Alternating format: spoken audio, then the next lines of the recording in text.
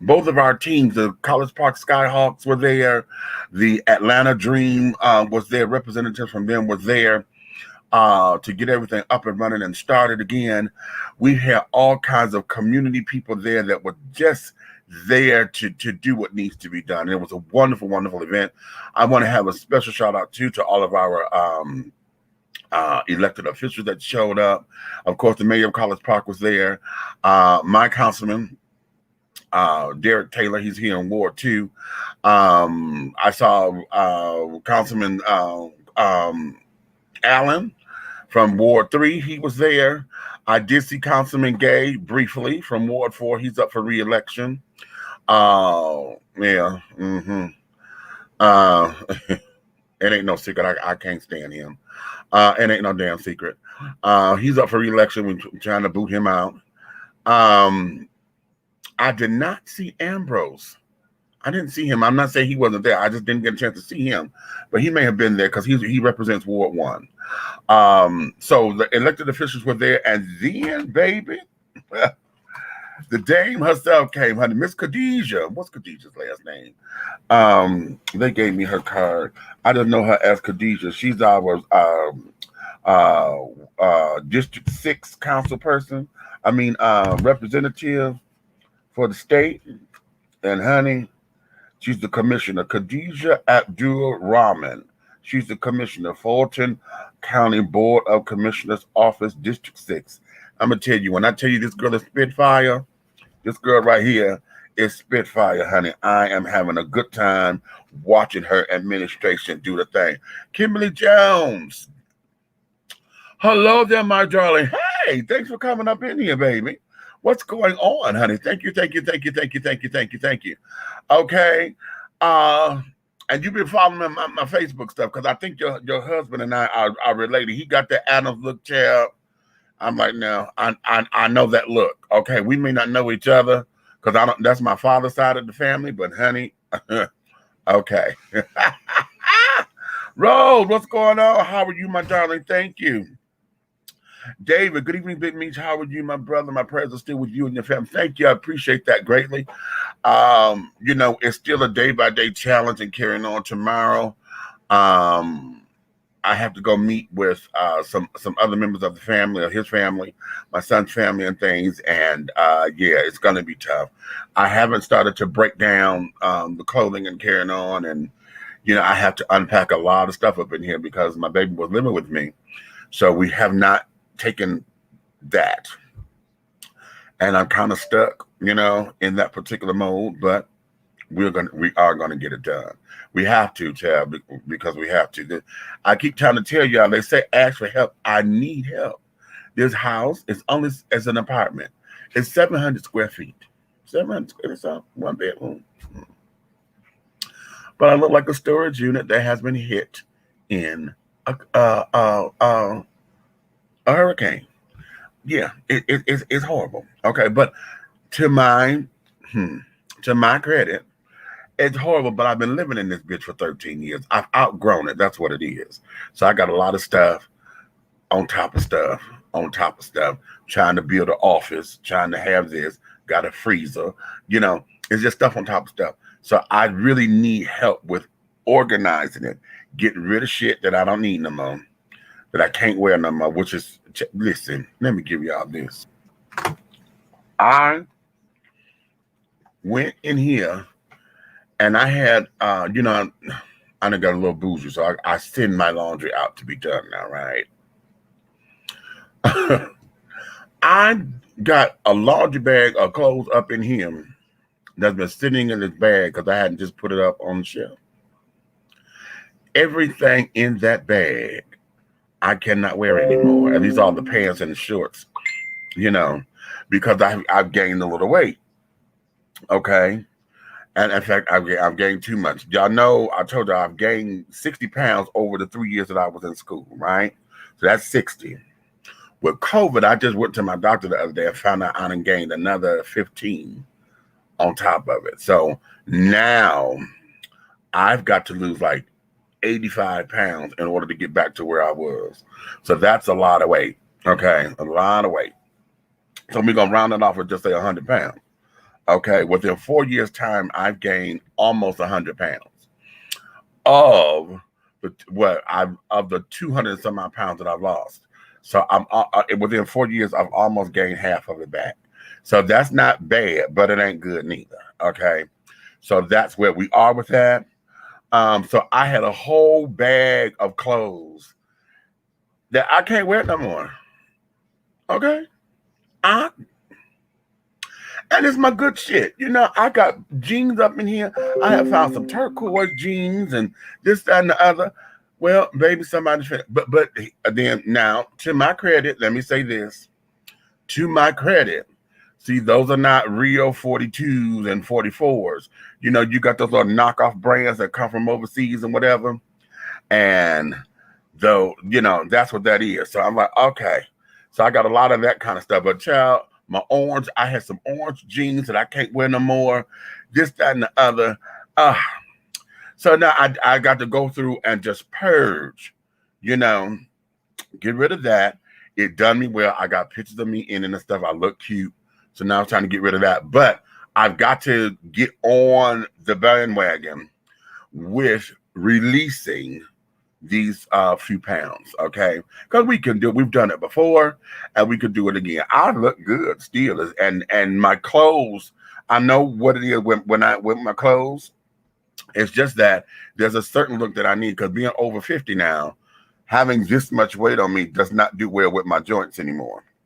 So I have to now get active again. So all I have to do now is shut the fuck up and do it. You know what I mean? Because I've been talking about it. Now we just got to get it done. So, you know, I've been living in my complex. Y'all just heard me say I've been in this particular apartment for 13 of the 14 years I've been living here in Atlanta. I may have gone to our workout facility maybe 3 times, and I never used the equipment. I just went to go look to see what was what and blah, blah, blah. And so now my goal is I need to get the workout team so we could come up here. Ain't no need to go on to buy no gym equipment or whatever. We got the shit right here. We could use it for free. You know, I just got to go and give them my ID and stuff, because now the kids that came up in there and the children were bringing their girlfriends and stuff down there, fucking on their equipment and stuff. So now they got all the cameras and stuff down there, and they've been watching the kids carry on. They don't even know they made a porn video. How about that? Okay. And then at this particular stage of the game, most of them don't care. So now they got to keep it under lock and key, and we got to go down there and give them our ID and all this old stupidness. But if I can get, you know, even folks here, if I get folks that where we can come up in here, they got a whole big workout thing. They got weights to carry on. We got all the machines. I just need to get back into where I'm walking and things of that nature. Because, baby, get me on the treadmill, baby, and get my music going and watch me do my Patti LaBelle impression with me flying and carrying on. Baby, we could do this. And I've done it before. I've lost, you know, the most that I've lost, you know, with a workout regimen on my own has been like 65 pounds that I've lost, because I was doing the thing and doing it on the treadmill and all that. So I'm looking forward to getting this together. So now it's time to put up and shut up. You know what I'm saying?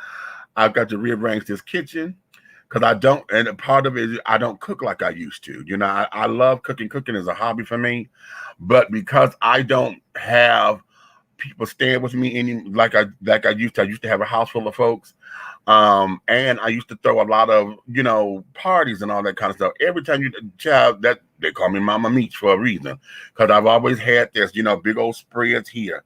And so another thing, I got to redo this kitchen, because there's cookware and stuff up in here that I really don't use anymore, because I don't cook like that anymore.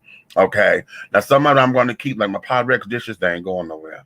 It's good for cornbread and carrying on. But some of the bigger stock pots and carrying on, I'm not cooking like that anymore. So, okay. So that there was a look into my personal life. Oh my, what you say, baby? You said, give those clothes here. All right. Oh, are you here in Atlanta? I'll give them to you, baby. Okay. I will. What we're going to do with those clothes, you know, big men or the man of size particularly those who are down on their luck and carrying on. Well, men, period. Our world is not conducive to taking care of a man. Can I say that one more time? Our world is not conducive to taking care of a man. So a lot of men who are homeless, and down on their luck and carrying on and out there in the streets, they have no resources, because in this particular day and age, we have allowed the adage that, well, you got a dick between your legs, you need to go out there and get a hustle on. But what if the hustle ain't allowing me? Because you got to get in somewhere. Okay. So because of that, the hustle, men don't, they got to be presentable in order for you to take them seriously. And the man of size, most of the time, honey, there are no options for the man of size. Folks don't give the clothes and stuff anymore. We were trying to start a clothes closet for big men exclusively. Okay. Many of y'all that done had the weight loss surgeries and carrying on, y'all got all them old clothes and stuff. I was trying to collect them so that we could start a big man's clothing pantry, so that men can have options. Okay. And particularly the man of size, because oftentimes, y'all just heard me say a lot of these pants and stuff that I have are bootleg sizes. They're WAP sizes because they come from other manufacturers in Canada. Even now, if you go to a big and tall store, just a couple of days ago, Big Red and I were together. We went down here to the store by me, and the owner of the store told us that many of the fashion houses, they're not even cutting clothes the way that they cut clothes anymore, because a lot of 4Xs now really fit like a 2X, so they cutting them on this European French cut or whatever the fuck that's supposed to mean. So we don't have a lot of options. And then when you do find them, big men's clothes, the same pair of jeans that you pay $20 for are going to cost me $55. Now, why? I have no clue, because I sew, okay, or at least be around folks, and I know what it is to cut a pattern out or whatever. That pattern is the same. At most, you're probably going to have maybe a half an inch a yard of material, maybe an extra yard to deal with as far as material is concerned. So you're not spending a whole lot, okay, as far as making it. But because that same pair of jeans for a size, I'm going to go 38. If a size 38 is $20, then a size 48 is going to be fucking $55. And that's not that much. That's not that much difference in that material. But this is what we go through. And then you're talking about a basic cut. We ain't talking about nothing that's fancy and give you some sort of style or whatever. We're talking about a basic pair of Wrangler or Levi jeans. So we wanted to start that, and it didn't fall through the way that I wanted it to, because folks always claim they forgot or this, that, and the other, and then they lost interest and this, that, and the third. But I'm going to redo that, reboot that particular program so that we can get some things started, because the man of size needs options. Okay, so that there was that. So having said all that, that's what we're going to put together and things. And I got to build my strength and all of that, because we just got to do better, honey. We got to do better, because when I'm 51, so within the next 4 years from my double nickels, honey, I want to be, even more fabulous. Okay, I got to get this grill done. I just found out it's going to cost me with this particular dinner, it's going to cost me about $35,000 to get my face done. Get this grill done, honey. And that there is what they said for the grill. Okay. We ain't talking about what else has to be done, to get it together, make sure I'm healthy, blah, blah, blah. That's just $35,000 for my grill. Have mercy, Lord. Okay. So, there's a number of things that's coming up that's coming down the pipeline that we are going to take care of. So thank you for that. What you say, determined, Don? No, it's not. You know what I'm saying? There are no resources out here for men. And hopefully soon we're going to have the founder and creator of 100 Black Men. I met him today. And we're going to sit down and get with him And we're going to talk about some of these things up in here as far as what we as Black men can do. I told him specifically that I want to talk about the divide between the hetero and the heterosexual or hetero attraction and the homo attraction on Black men. Why we have such a divide? What can we do to come together? Because we're all having the same problems. It's just that, you know, we get in our head and things about shit that it really doesn't matter, you know, about that. Who I'm in the bed with, honey, ain't got nothing to do with you. How I love ain't got nothing to do with the fact that we still Black men going through the same shit, you know. Now, can we talk about why is it that you love so many people and not committing to one person? That goes across the board. You know, a hoe is a hoe. So why you hoeing? Okay. Why you got to be a hoe is the question. You know, and then why you got to be an irresponsible hoe? How about that? See, those are the questions that we need to ask each other as Black men. Not so much as how you hoeing. I don't give a fuck whether you sleeping with men or women or both. You doing too much if you're irresponsible. Okay. So that there needs to be parts of the discussion. Ha ha ha. Okay, what you say, Trace? What we got? Men have it hard when it comes to getting resources. Men always have it, like I said at the beginning of this. How many of y'all have heard this from grandmama, your mothers, your aunties, you know, even other men will tell you, nigga, I'm not taking care of no damn man, honey. You got a dick between your legs. That means you get your ass up and get out here and get something done. We hear that all the time. But everybody knows that men need assistance somewhere too. You need something. You need help somewhere, you know. If that there is not, if there are no resources out there, somebody got to point you in the right direction. Hey, listen, I heard this thing over here. Maybe you go down here, I can put a word in. Somebody will put a word in. Somebody will just point you and say, listen, they got to open it down here. Go put your application in. Okay. You know, everybody needs help somewhere along the line. And we all know the difficulties of life. Okay, and the vicissitudes, honey. The vicissitudes of life, honey, are just that, honey. They are extreme at some points, and everybody needs help. But because men, and we have allowed this to be as a part of normalized culture, we do not take time to say, hey, a man needs help too. I keep telling y'all, they say this is a man's world. No, the fucking ain't. This is a woman's world. A man just run it. Okay, this is a woman's world because a woman can get anything. And God help her if she got kids. And if she got more than one, child, bye. This is a woman's world. Okay, a woman's world. I mean, women are still under the idea that they have to be taken care of.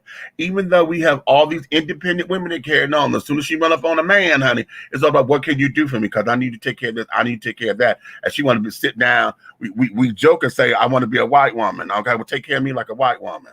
You know, that become the running joke. But a lot of folks, do you know some folks still instill that idea in their daughters, you know, that she is supposed to, you know, have a man take care of her. Okay. And this, and the other. And it's not nothing necessarily wrong with it, but what it does, if you're not teaching people how to be self-sufficient, let me say that, self-sufficient versus independent. Because see, here's the thing about independence. Independence has become a weapon. I'm learning to adopt the term interdependent. Okay. That means we're in this together. I'm bringing what I got, you bring what you got, and together we are interdependent on one another. Not independent to where I don't need you and you don't need me. Not dependent to where everything about me is I'm not nothing without you. Okay. See, and everything that I have is based on you supplying it. That's not what this is. Interdependency. Okay, we need each other. I bring my strengths, you bring your strengths, and the hookup is that where I'm strong at is where you're weak at, and vice versa. That's how we mesh. That's the good connection. That there is how it's supposed to work in a righteous world somewhere. You know what I'm saying? However, we get it all twisted. We get it all fucked up because we let the aesthetics speak. You know, men are very visual creatures. As long as it look right, we good. Long as it look right, we are good. Okay. I mean, hell, the whole world is based on fakeness. You got long hair, you got lashes, you're getting cheek implants and this, that, and the other, collagen in your lips. Everybody wearing color contacts or whatever the case may be. You know, I don't have a problem with girls experimenting with their hair and carrying on. But bitch, what kind of job you got if you sit up here going to work with orange hair? Orange and rainbow color hair, and you finna tell me you going to somebody's regular job to take care of some regular business? Bitch, no. Okay, and we talking about that's cute. And then now what industries do we work in to where they're saying that that's acceptable? Now, and I know what I'm saying is a slippery slope. Let me put some context on that. Because one of the things that I do not like about business is that everything is so conformed. You know, everything is so rigid, so rigid. That's why I don't like men's clothes, okay, until later, because we started doing more with our clothing. It was either black, brown, gray, navy blue, or burgundy. Those are the 5 colors that men are only supposed to have in their damn closets. Well, honey, the fuck is that? Everybody loves a good earth tone, honey. But in the business world and in the professional world, those are the only colors that are attributed to men. Okay. And so when you're out of the normal realm of this, then it becomes a problem. So if you add a little color, it becomes a problem. And so now we got folks that experiment. You know, they do this, they do that. Women are able to do a little bit more because, women are able to do a little bit more because we have allowed society to say what colors are masculine and what colors ain't. So outside of those 5 colors that women can all wear, then they get the fucking kaleidoscope of everything else. So as long as she good, we, you know, this, that, and the other. But then now we got to experimenting with hair, and we have made this a cultural thing because I don't know many Caucasian women who color their hair with just fandango colors the way that we do. Not that they don't, because you see it on the TV, but a lot of them are in eclectic jobs. They are the circus act, literally, okay? They're working with somebody's circus, or they are fashion designers, or they work in nail salons and all that kind of stuff. You see that eclecticity, and they doing stuff very eclectic because it brands their business. How about all these goddamn tattoos? I am not into the tattoo culture or whatever. If I see one more fucking sleeve, it's going to just annoy me. Because for me, I think that's just unnecessary. A couple of cute ones, that's done. But now you got it all down here. You got it on your goddamn hands. Now you done ran out of shit, so now you putting it all in your face. It just ain't me. It just ain't me. But I had to learn how to accept it because everybody's into this particular trend. And hell, I'm single, trying to date, trying to get me a little nookie or whatever. So I had to contend with that because now the trend is everybody trying to get this goddamn wings and shit on their chest. What the fuck is that? Everybody want the wings on the chest and things. I'm like, oh, Lord have mercy. Okay, could I just get a plain nipple, please? I just want to suck a nipple. I don't need the ink. Okay? Anyway.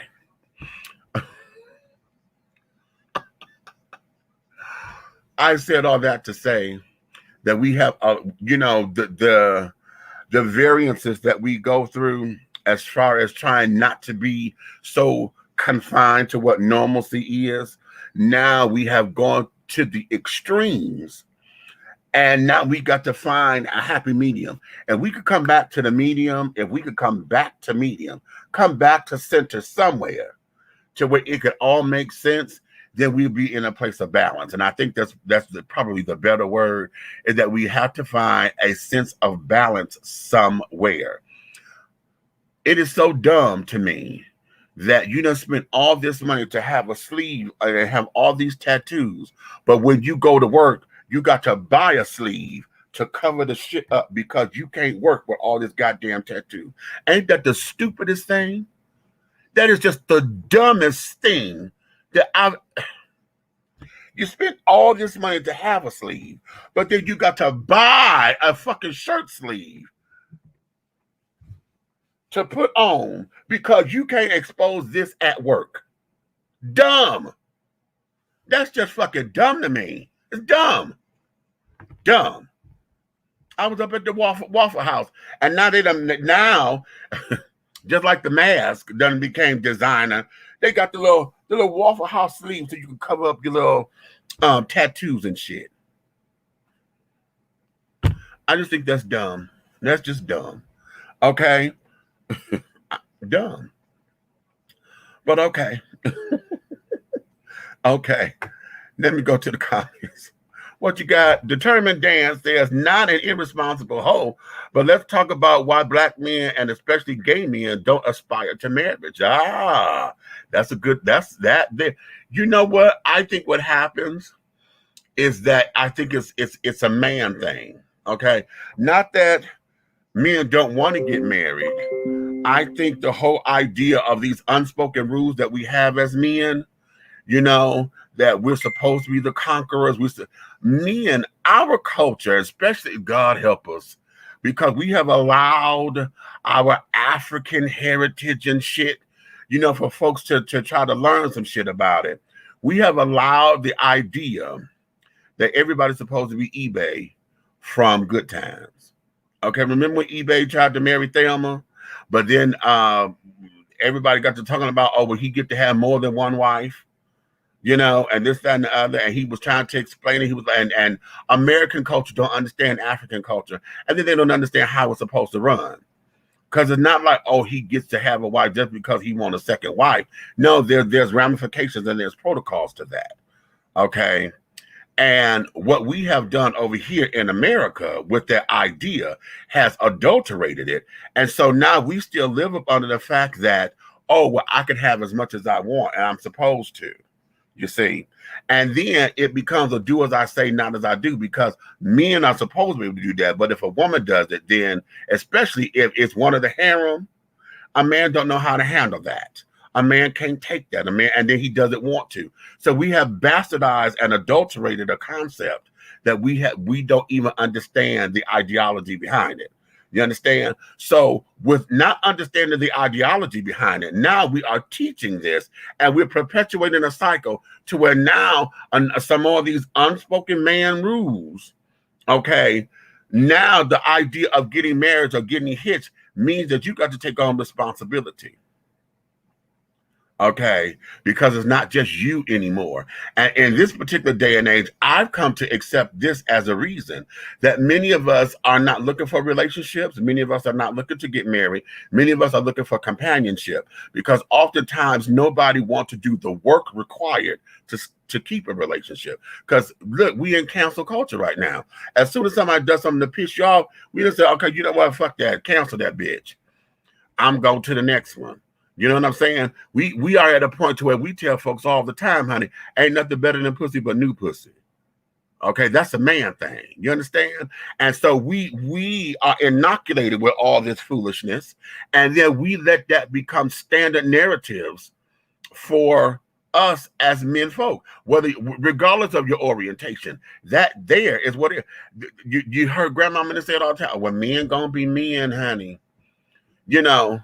Now, with my grandmother and things, you know, when I was a kid in my generation, we wonder how our grandparents stayed together 50, 60 years.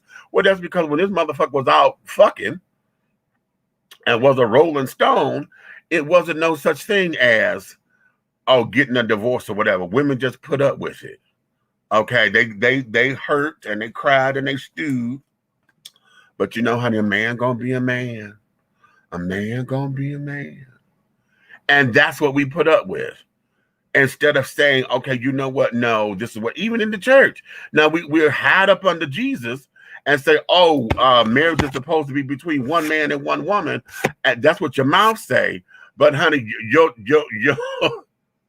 household don't.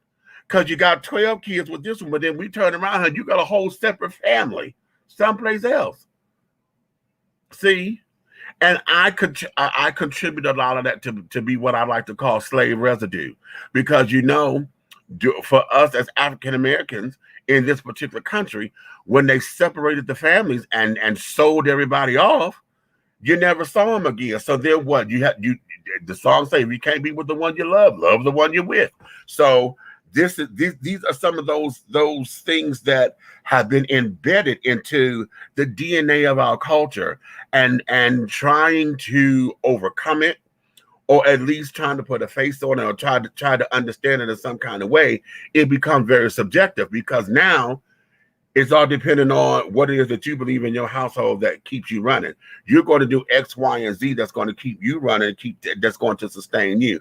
And it doesn't make it right or wrong. It's just going to make it different, because now when we look at it from the eyes of today, everybody has a different take on it. You know what I'm saying? So trying to come to, we need to come back to center somewhere to where we as a culture can say, listen, this is what we do it with so many other, well, black folks don't do that. You're talking about ice hockey or going skiing or something. You're quick to say, oh, black folks don't do that.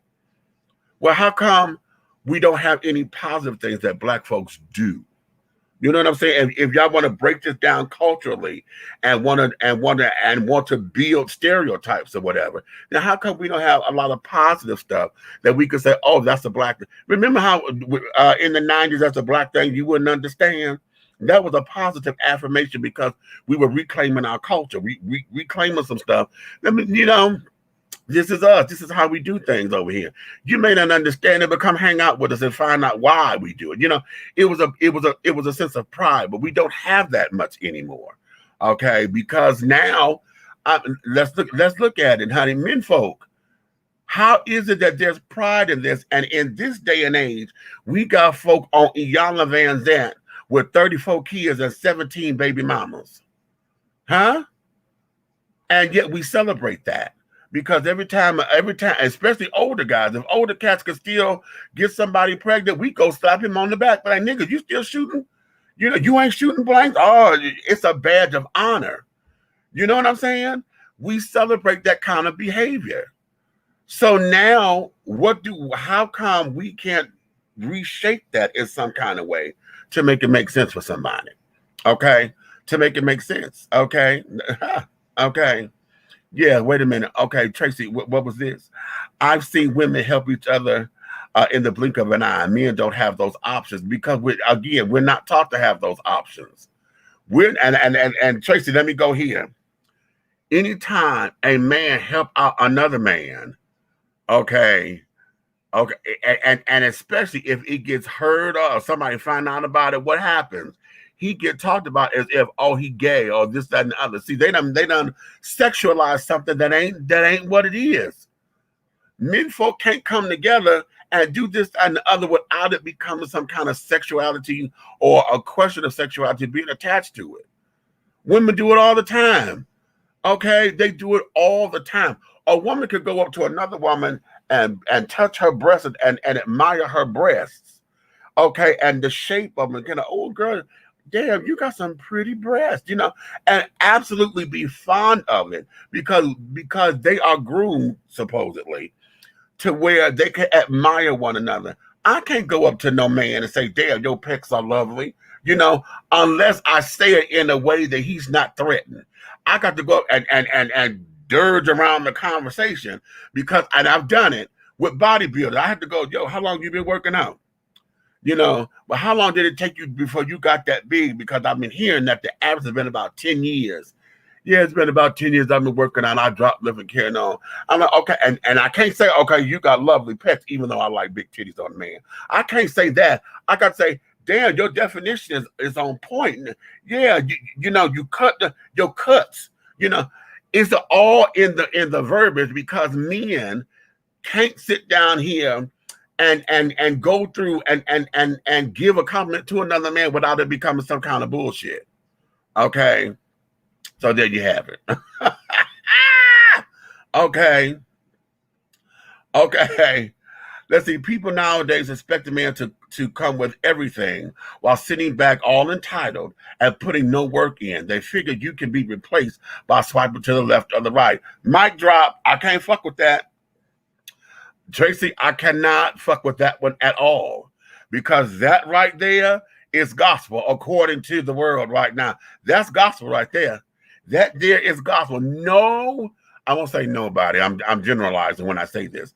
People do not want to put the fucking work in. Okay, that's why relationships are not working. Everybody claims that's what they want. Oh, I want a relationship. Oh, I just got to have me a man. I'm talking for women and gay men.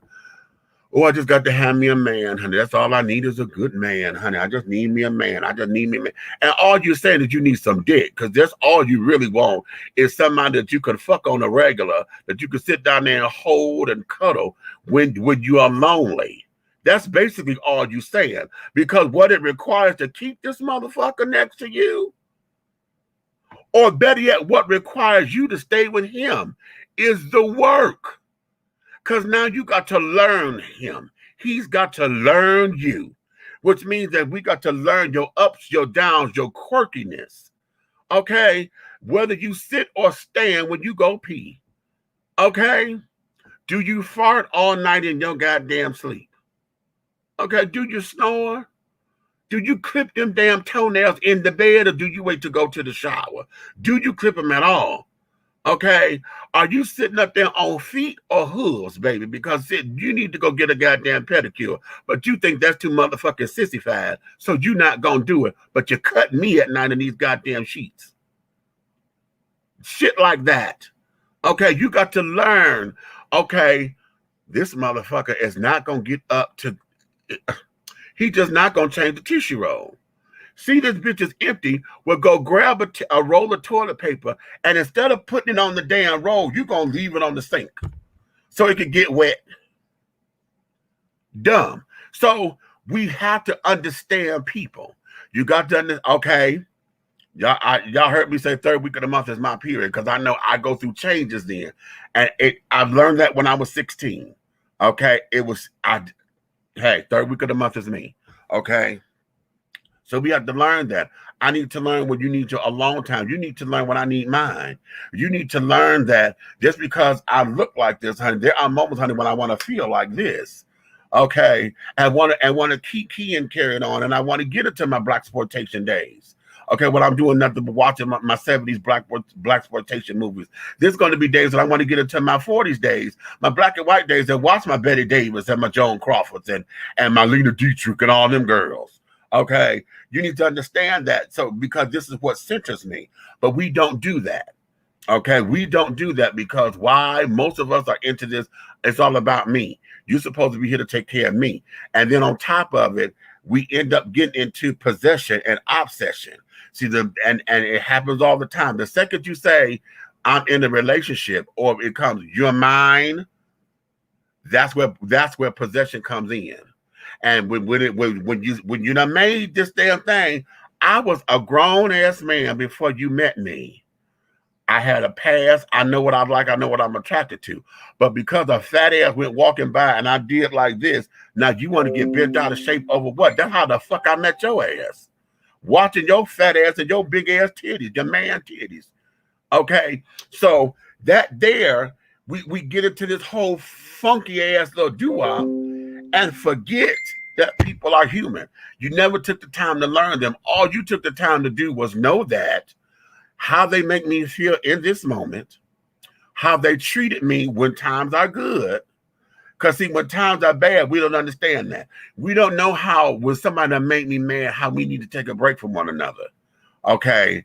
And not feel as though I've been wrong or whatever, you know, or not jeopardize the relationship. I need a break.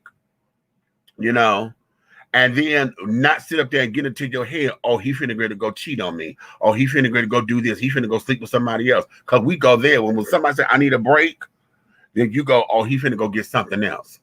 Okay, so we done got all in our insecurities and carrying on. And then what do? We project that onto them. Okay, that may not have been on their radar, but because you know fuck with their head so much, well, now they're going looking. And then because of your insecurity, thinking that they done did something, now you want to sit down there and get back. So now you go tipping. See?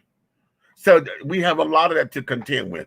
Baby, this is not where I was trying to go today. But however, this must be where we're supposed to be. Because, child, this is where it is. Okay. Oh, my, what you say? You could always come and touch my pecs. Oh, my, don't be playing now. I'm in College Park. Stop. Let me stop. Okay. Let's see, you're right, Meej. I've seen women admire and compliment one another's bodies in the office and nothing is said because it's not considered to be sexual harassment.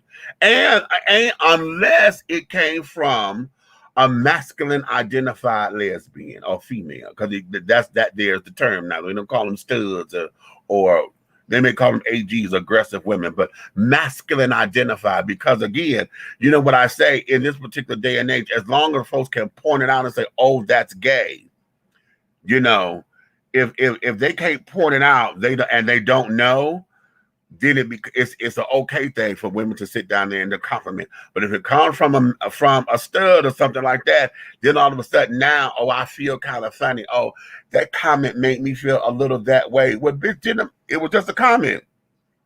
You just said the same thing to me about this, and I just said, okay, oh my God, I like how that dress is gorgeous on you. That's just a dress, bitch. Okay. Now you was up there saying, oh, you trying to have me, bitch. You know, get a grip. Okay, get a grip. Just say that I'm somebody that you don't like, and you'd rather me not talk to your ass, because that's what it all boils down to. Okay, I totally agree. Okay, what we got here? With the recent light of news with the baby and his HIV comments, how can we change the narrative about HIV positive people? Because they are different and deserve love too. Okay. All right. That was a little bit choppy, but I think I know where you're going. Here is how we change the narrative of HIV positive people, because here's where it is. Those who are positive, honey, in this day and age, you don't have the luxury. No, that's the wrong word. Luxury is the wrong word. What you don't have is the vantage point. That's where I'm going. You don't have the vantage point of knowing what this was when this shit first got started, unless you're in my generation. Okay. So you don't know where we've come from to get where we are today. The sad thing is that those who know the history are still the same ones who perpetuate the ignorance in a lot of cases. Okay, perpetuate the stigma of what HIV means. And just like with the baby in his motherfucking mouth, you know, want to sit down there and still want to spread ignorance. And I'm going to say this, and I mean this wholeheartedly. Even though PrEP is one of those things that is supposed to be an HIV preventative, when PrEP came along and folks got on it, folks then did what humans do.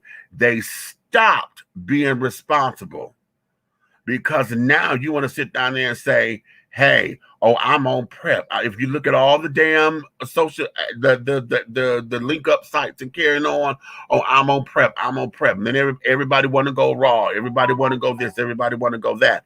And I'm not knocking your party, honey. I'm not going to knock your party, because that's not no judgment call for me. What I am going to say is this: if you're going to be real, then be real. See, part of the problem with HIV positive people, number one, a lot of them are still in the closet. A lot of folks, you know, they still want to be private with their information. And that's not a dig. That's not a dig at all. But at the same time, we need to see y'all. We need to see the HIV community say, hey, HIV, I'm here. I'm going to beat the odds. Bitch, I'm still here. I'm kicking. I still look good. Okay. And we got to stop weaponizing. We got to stop weaponizing undetectable. Because see, what has happened, undetectable translate into cure. I've been saying this for years. And even though we know that, undetectable translate to cure. Okay. And that's not what that means. And so it's going to take those who are positive to teach that to folks so that they can understand this. No, sweetie, listen, we still need to take precautions. Even though I'm on my medical regimen and I'm undetectable and I cannot spread it because the virus is too low and I got it under control, that doesn't mean that you cannot get it. We still need to take precautions. That's what we do. Because let's go just based on the baby's comments. Because we talked about this yesterday when he said, oh, I got gay fans and they not nasty like these folks. They're not doing all those nasty things to get it. They fuck. Okay, for those who got it through sexually transmission, those who got it other ways through blood transfusions, born with it, you know, that they're excluded. I'm talking about those who, because he was talking about they're not doing those nasty things. Nigga, shut the fuck up. Okay, shut the fuck up. Because sex is sex. Okay, I don't care who you have it with. You just know what you're attracted to so you can have a good time. Okay, sex is sex. And that's where it is. We all have our own little kinks, our quirks, and carrying on that we don't like to talk about. Because some of the stuff is very outlandish. It's very, but if you find your community that play how you play, then that means we have to have those circles to show how can we play healthily. How can we do this kind of plan, you know, to where it's going to make sense. It's going to keep us as safe as possible. You know what I'm saying? So the onus becomes on sexual education. How is it that we can play and do what we do how we do, without it becoming a whole big to do? See, let me tell y'all something. And I've been saying this because, and I want to see this 20 years from now. When we were on lockdown, and if we're not careful, we're about to go back on lockdown again. Everybody, y'all said we couldn't touch, we couldn't this, we couldn't that. Did y'all notice that a whole bunch of damn OnlyFans pages started exploding? Everybody now got a fucking OnlyFans or For Fans page, okay? What is that going to do down the line? Because, see, y'all love going into archives and into the history and want to dig up dirt on folks and carrying on. We are sexual beings. Everybody got here because somebody fucked. Okay? And if you did, you rub one out and put it in the test tube, honey. For those of y'all who were done through in vitro. Okay? Everybody got here from sex. Right? So why is it that we take and want to bastardize sex? Folks, if you are somebody who doesn't like to be recorded and carrying on and don't like your sex on tape and on video and carrying on, why is it that we demonize somebody who does? Because you done found it and this, that, and the other. Okay. Oh, they got a sex table. Ooh, they nasty. Why is that nasty? Everybody fucking. Okay, just because you do it behind closed doors. Okay, and hush, okay, you don't want your business out there. Okay, that's fine, so because you're private. Okay, but don't go taking digs at somebody who's not. Only thing that we're asking the person who's not is this: if you're going to share alike, honey, at least have some sense of self-control. Because now what you're sharing us is that you just being a hoe for no reason. You just being a hoe. Okay, and that's not a good look on anybody, because see, if you're trying to have some kind of integrity about yourself, how is it that everything about you says I'm a hoe, but then when you're ready to settle down, only thing everybody know you for is your wholeness? Because your reputation I got out there about how well you do this and how you do that. You got it on camera. You got it on footage. Okay, and so now folks are falling in love with the image that you have, not necessarily the person. So that's why they got to get to know you in order to do it. And again, going back to relationships, nobody wants to do the damn work. You understand? So yeah, let me go back to the comments. This is kind of good, Jerry. Y'all. Oh, honey. Wait a minute. Where did I leave off at? Okay. Oh, okay. We're going right here. Nowadays, they want to treat you like an object, sometimes to be used and not a person. No, honey, no, that's all the time to be used. Let's get that understanding. You right now, the world is all about how can I get over. Okay, and one of the things here, I always say this, that I really believe that part of life is or the secret to life is we are here to be of service to one another, right? However, being of service to one another also puts you in a vulnerable situation, because there are givers and there are takers, and you got more takers than you got givers. Okay, because the takers are going to come in, they're going to bat their pretty little eyelashes and carrying on. They already assess who you are as a person. Okay, they got you down pat, baby, because they smelled you a mile away. They take your kindness for weakness, and then they get what they can out of you until they can't get no more. They take and take and take. They never replenish you or necessarily put back in the pot at all.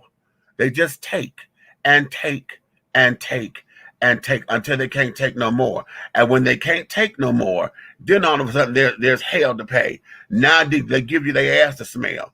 They sit up there and want to act as if they did all this on their own. They forgot about your contributions because now they have no more use for you.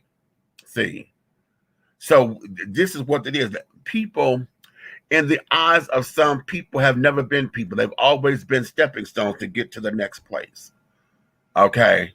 And then this is why we have to have mental health as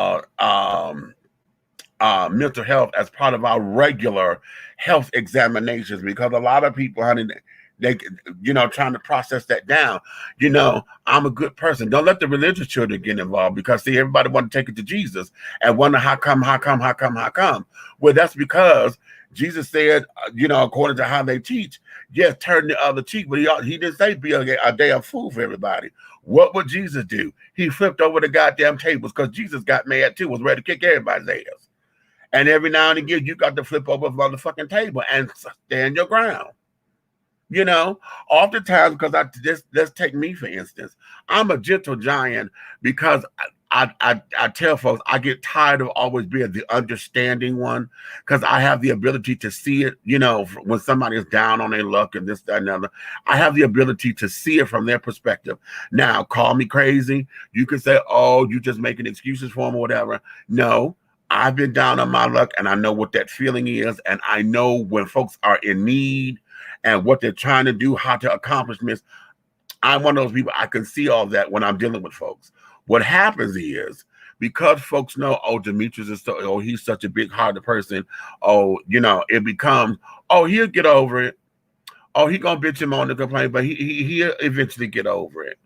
And this, that, and the other, and until the fuck I snap. Then when I snap, it's like, well, damn, why it got to be like that? What the fuck do you mean why I got to be like that? Bitch, I done put up with your shit for the last 6 months, and I told you, listen, calm the fuck down now.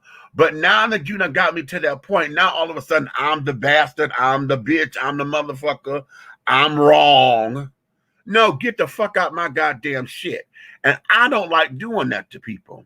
I really don't. I don't like putting nobody out of my house. Okay? But if I have to, no, it's because you done did some shit that no.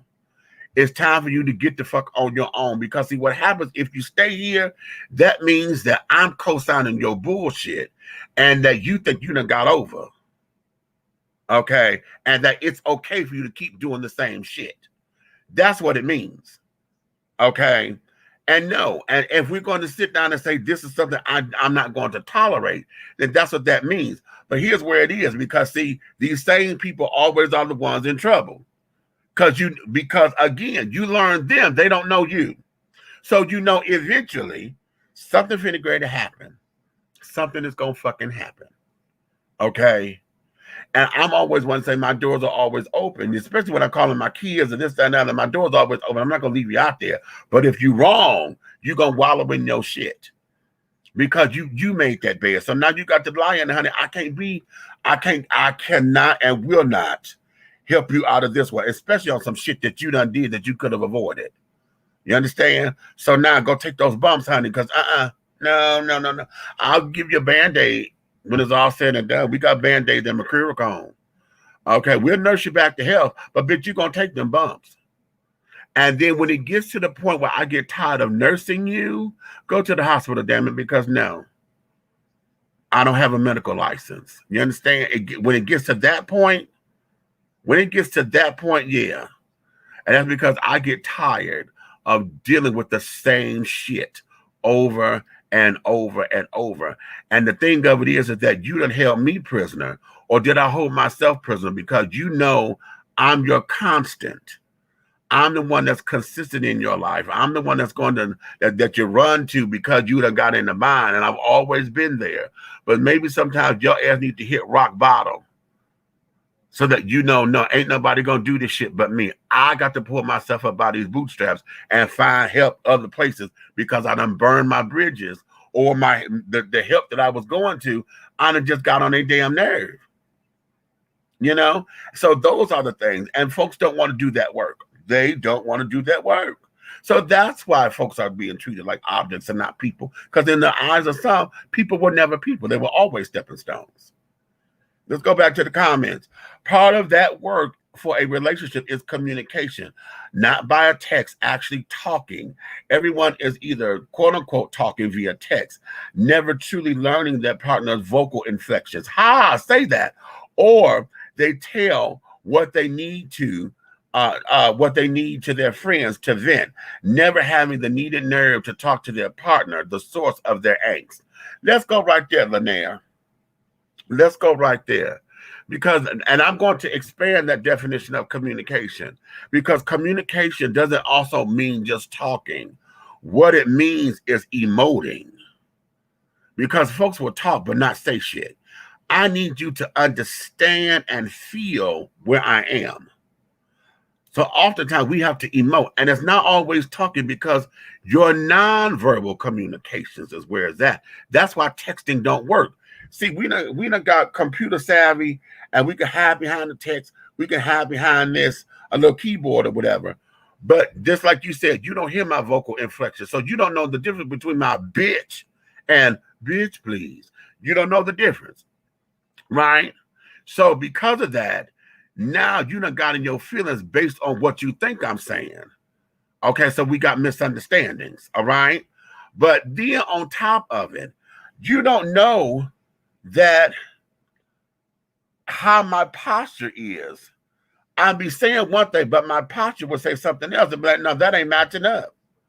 Well, you know, folks always tell me, you got a way of saying, you know, oh, I know your what that's supposed to mean. It ain't nothing. I just said, you know.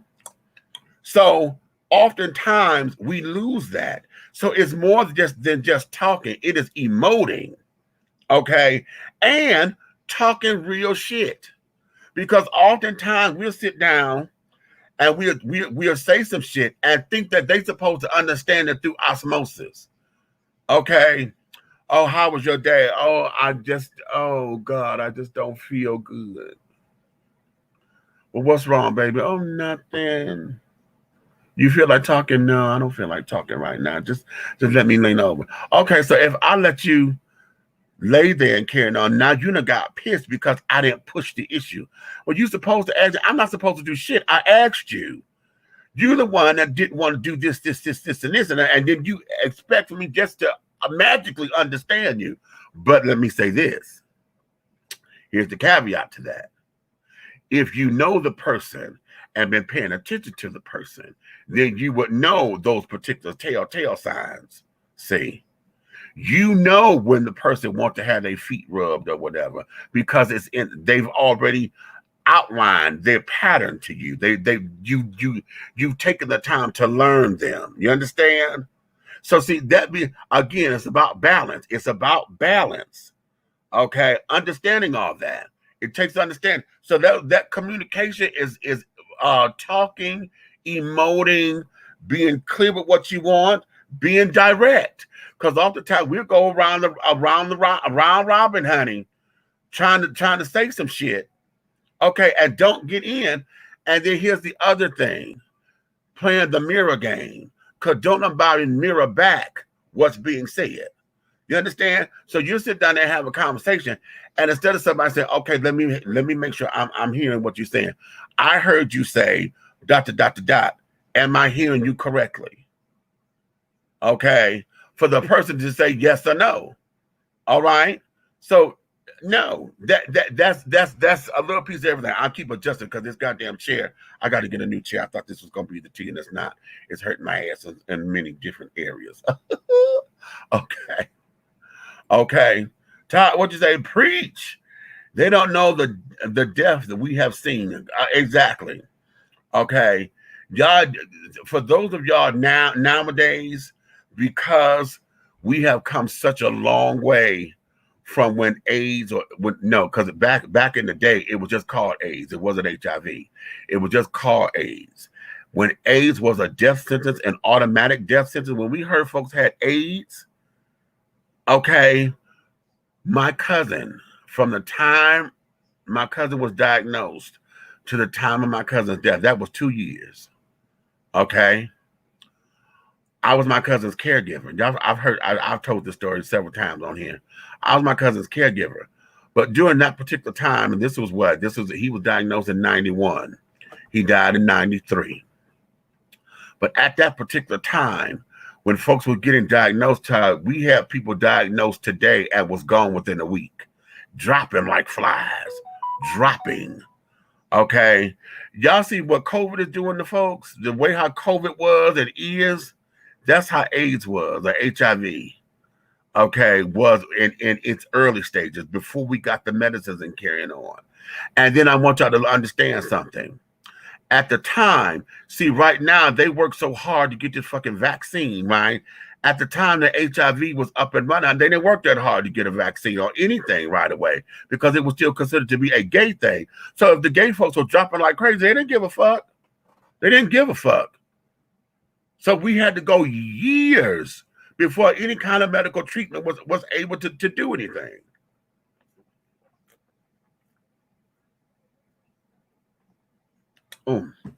It's just water. I had to wet my palate. So that is one of the big differences.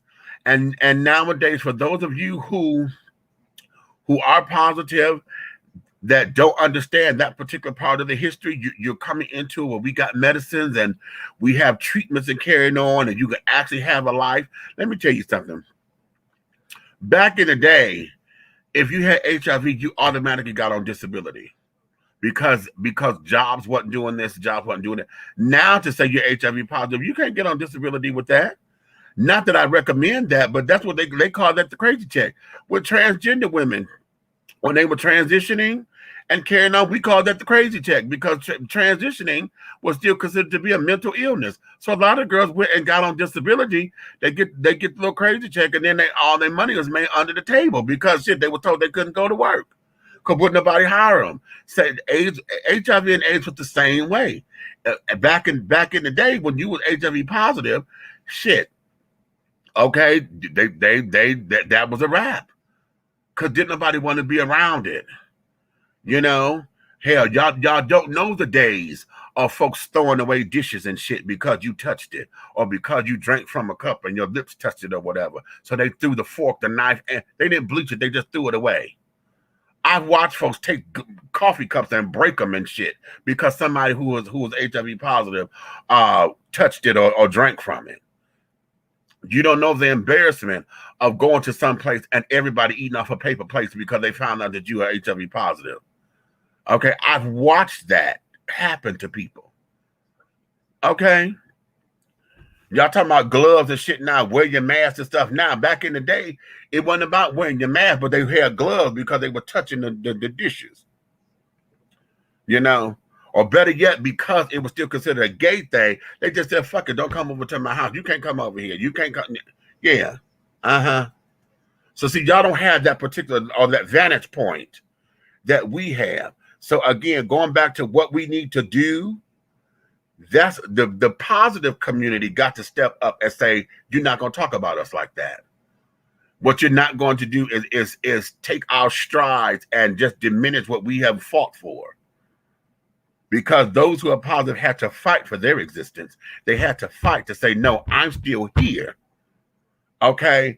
And I'm going to go one better because those who thought that they were on their way out because they had a positive diagnosis and went through all their money and got reckless because they were like, well, fuck it, I'm dying anyway. And God saw fit to where they are still here 30 years later. Yeah, come on now. Come on now. We had to fight for existence. And I say we because as a gay man, that was part of my fight too. I'm not positive, but I am an advocate for all my babies. Okay?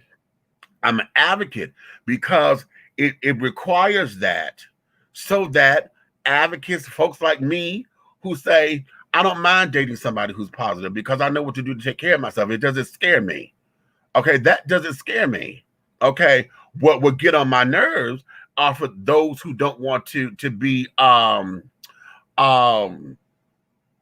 transparent and don't want to disclose their information. And I get it on a need to know basis. I'm not putting all the onus on you. I never put all the onus on the positive person, because if the other motherfucker not asking questions, see, to protect themselves, all the onus doesn't go on the positive person. That's unfair. Okay, that's completely and totally unfair. Okay, well, you didn't tell me, nigga, you didn't ask. Okay, you didn't ask. Okay, where's the responsibility going to come on your part too? So the positive community, this is what y'all need to fight for as well. Don't put all that responsibility on me. You in this just, look, I could jack my dick and get mine and be happy. You in this with me saying that you want to be here, so you didn't take precautions. You didn't even come with condoms, nigga. You came over here with nothing and expected to have a good time and didn't open up your mouth, and you want to put all that on me. Lies, garbage, propaganda, gay rumors, and foolishness.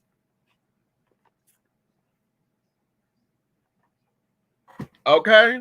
Let me go back to these comments. Woo! Meech is giving facts and the history tonight. Tracy, stop. Okay?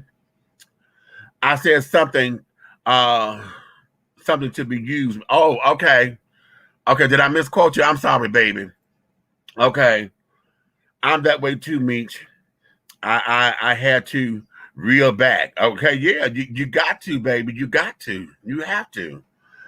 Back to your man topic. At this point, and sadly, I think it's fair for the eviction moratorium on the main topic. I said man.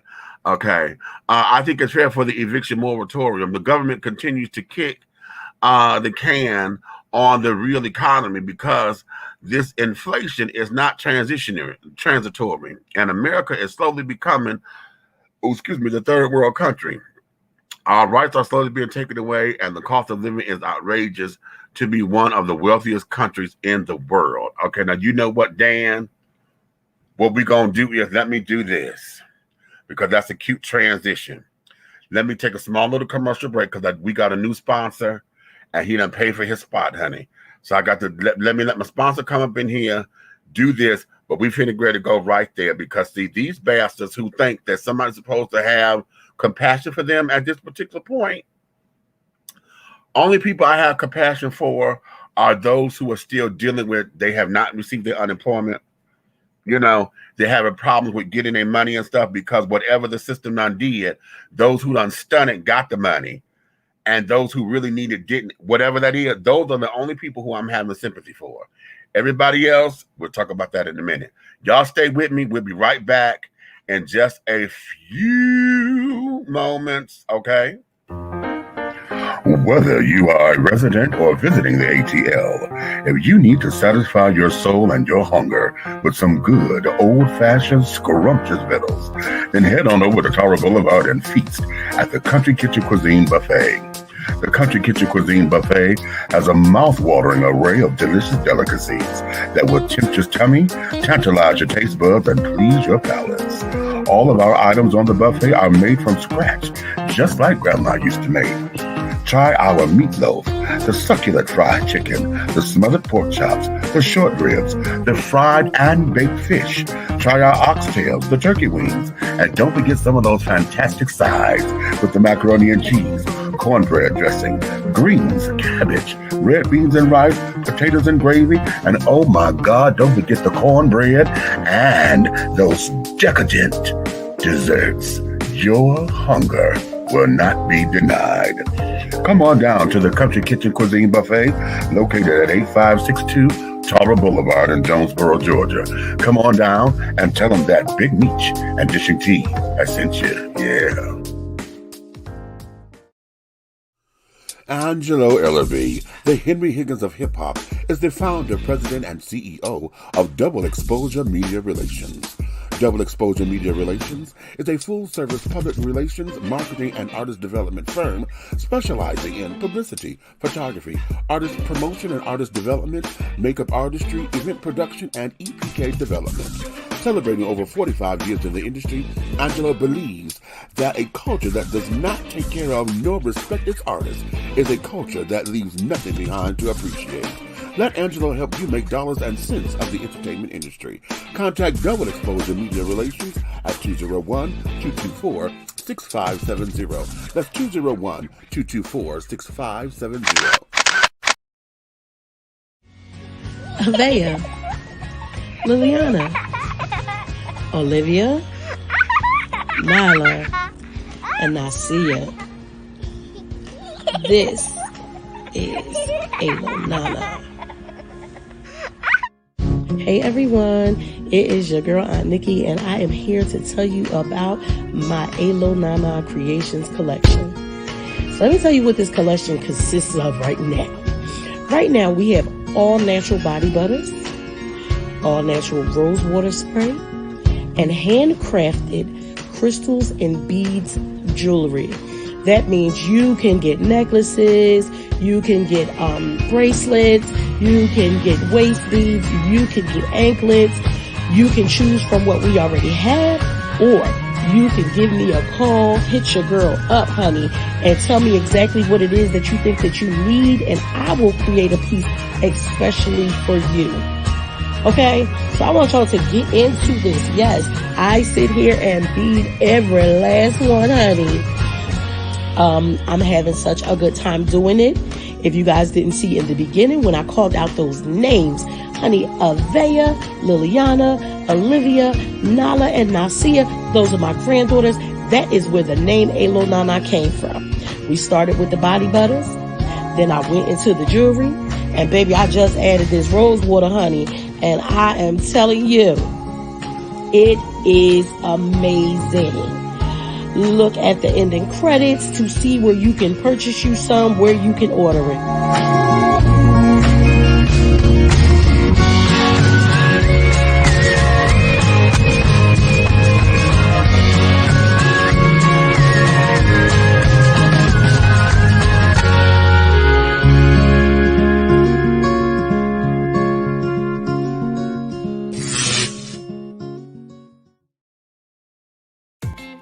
The views and opinions expressed here on Dishing Tea TV are strictly those of the hosts and guests of this program.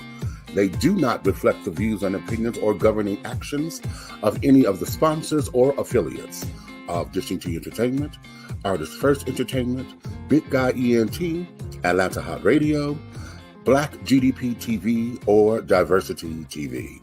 Your viewing and listening discretion is advised. All right, and we are back. Okay, if you're just tuning in, honey, thank you for coming on up in here. But I'm going to post Dan's comment one more time because he said, back to your main topic. At this point, and sadly, I think it's fair for the eviction moratorium. The government continues to kick the can on the real economy because this inflation is not transitory, and America is slowly becoming a third world country. Our rights are slowly being taken away, and the cost of living is outrageous to be one of the wealthiest countries in the world. All right, let's go right there. Okay. Let's go right there. All right. Now, listen. If we don't get a handle on this, we're going to be in a lockdown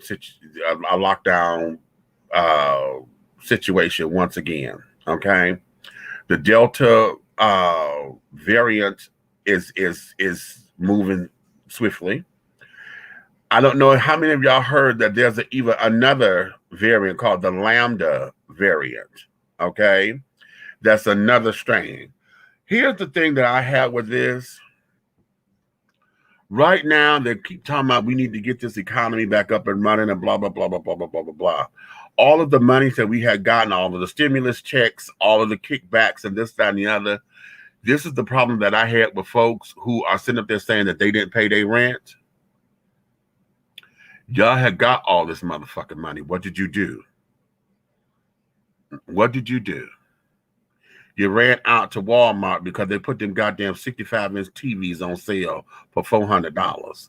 Okay, y'all done went out and bought the Jordans. Y'all done went and got clothes. Y'all done went, and that's what stimulated the economy.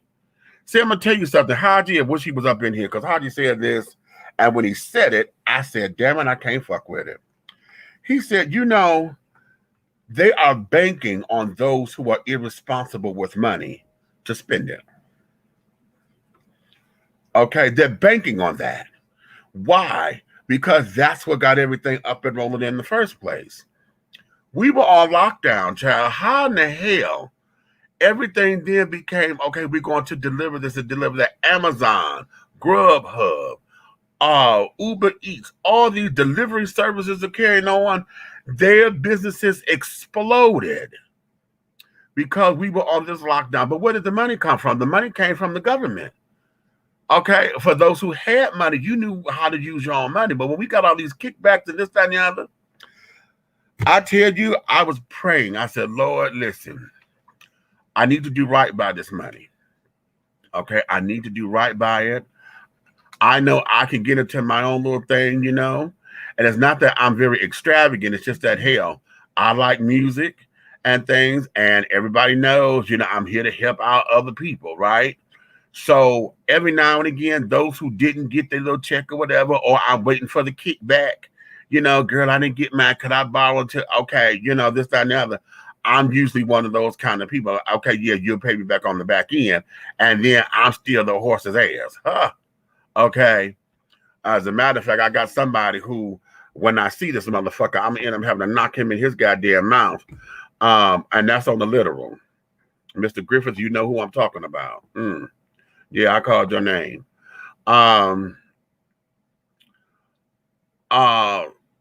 We have been irresponsible. And when Haji said they are looking for irresponsibility.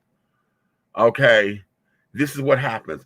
Yes, the cost of living is fucking outrageous. Outrageous.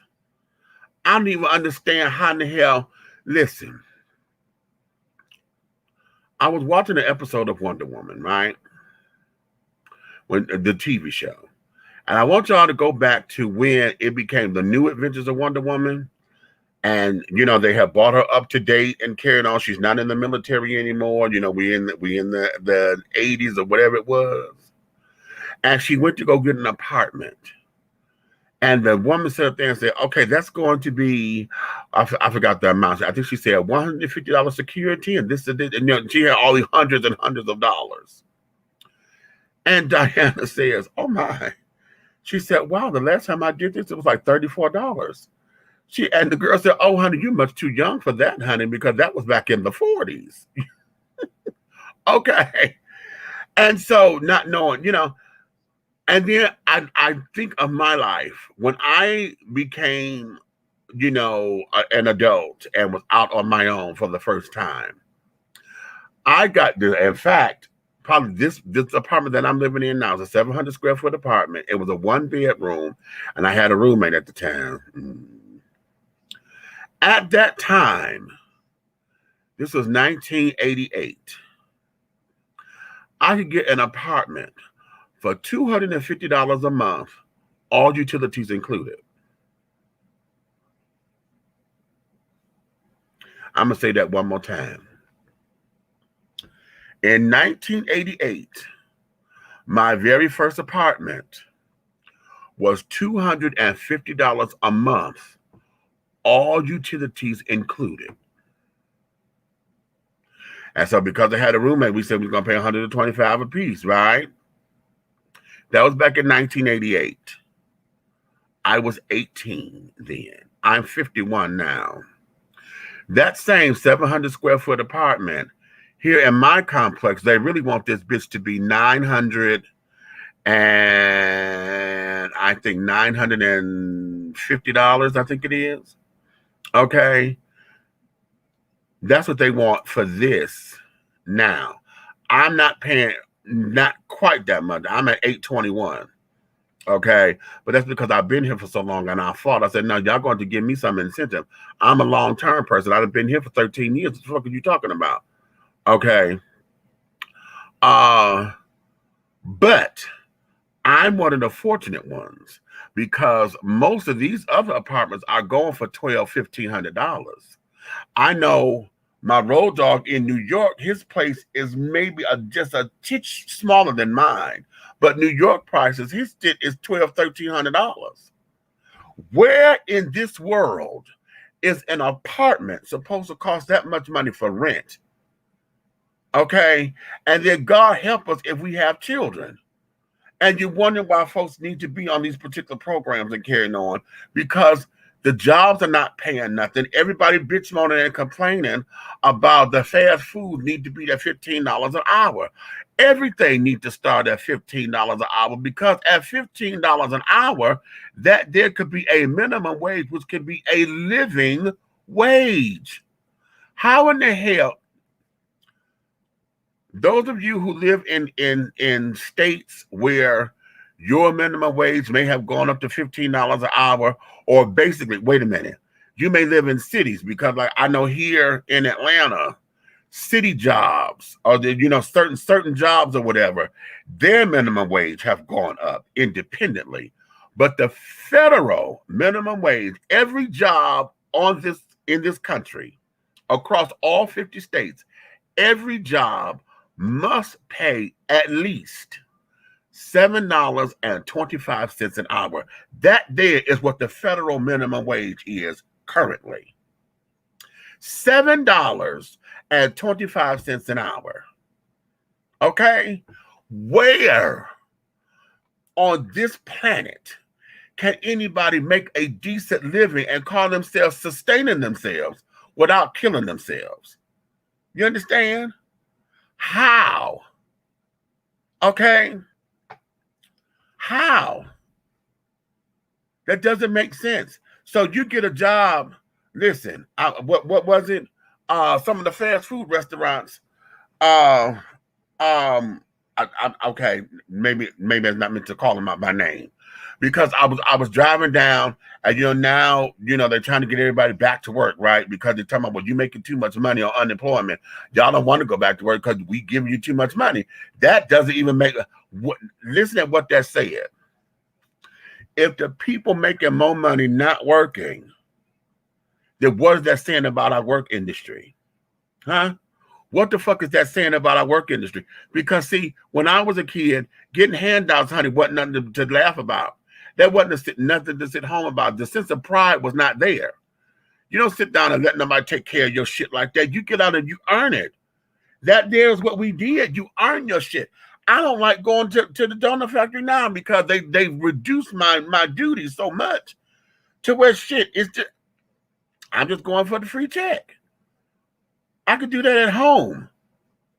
Okay, and take better use of my time. Okay? But we earned it. My work ethic is, well, I would say impeccable, but I know what my flaws are. But I know when I'm on the job, honey, I'm one of the most loyal and dependable people on that motherfucker, honey. I could get my shit done in a timely fashion. We know how to listen. I know I'm good. I'm damn good at what the fuck it is I do. And yes, you may think it's just security work, but no, this is some shit, because I'm more than just security. I'm a first responder. How about that? I'm a first responder. Okay, who have to take and assess situations and carry on. I have to learn tactics of de-escalation and things of that nature, because I'm dealing with many attitudes and personalities. No, I'm a first responder. Okay. So in that, okay, how is it that the people don't want to pay that? Fast food restaurants and stuff, they're talking about, so, oh yeah, we hiring. I know who it was. It was Checkers. Oh, we hiring at $9, not starting at. They say we hiring at $9 an hour. $9 an hour. Okay. That's $72 a day before taxes. Okay, because you work at 8 hours. $72 a day before taxes. Okay. So you're working 5 days a week. Okay. 72 times 5 is $360 for the week before taxes. 360 times 4, what's that? 24, 2. That is $1,440 a month before taxes.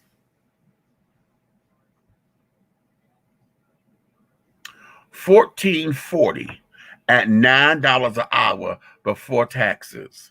And they gave you $1,200 in stimulus. I want you to hear that now. And they gave you the extra $300 a week when you was on unemployment. So 3, 3, 3, and 3, that's $1,200.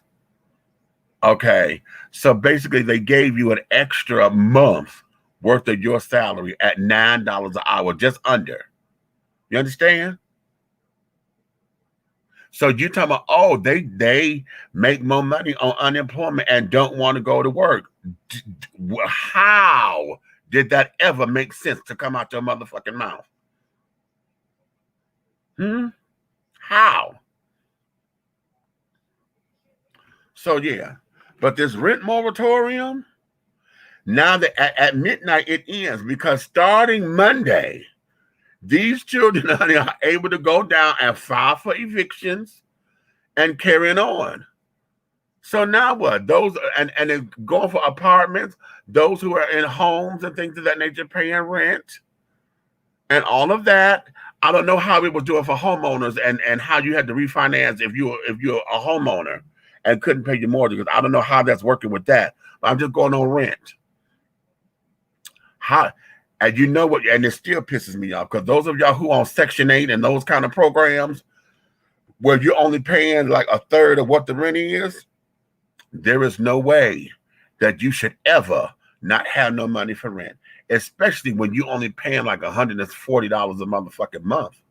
There is no way that you should ever be behind because you could work a hustle for that. Hell, you got that motherfucking $600 damn phone.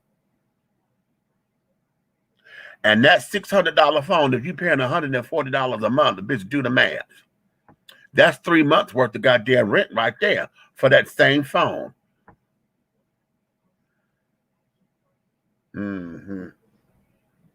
Yeah, but no. Wait a minute. There's another piece of that. He said that it doesn't make sense. What you say? To be the wealthiest country in the world, and the cost of living is outrageous, and that we are slowly becoming a third world country. Listen, we are slowly becoming that because we have allowed ourselves not to take care of ourselves. The whole idea of American pride, we lost that a long time ago when we started outsourcing our jobs and outsourcing our products overseas. And it used to be something about made in America that had honor and pride and dignity. Okay, but because we were outsourcing it and got it cheap, how is it that we can't get nothing cheap here? We live here, the Made in America brand, honey. How is it that it's cheaper to get the shit done overseas, even with paying the import taxes? You got to pay import taxes and shit and shipping fees and all of that to have all that product come over here. It's cheaper to do that than to sit out here and have it paid right here. How?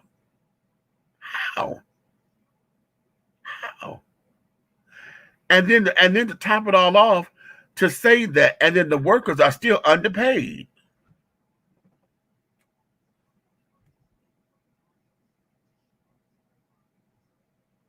Somebody help me make that make sense.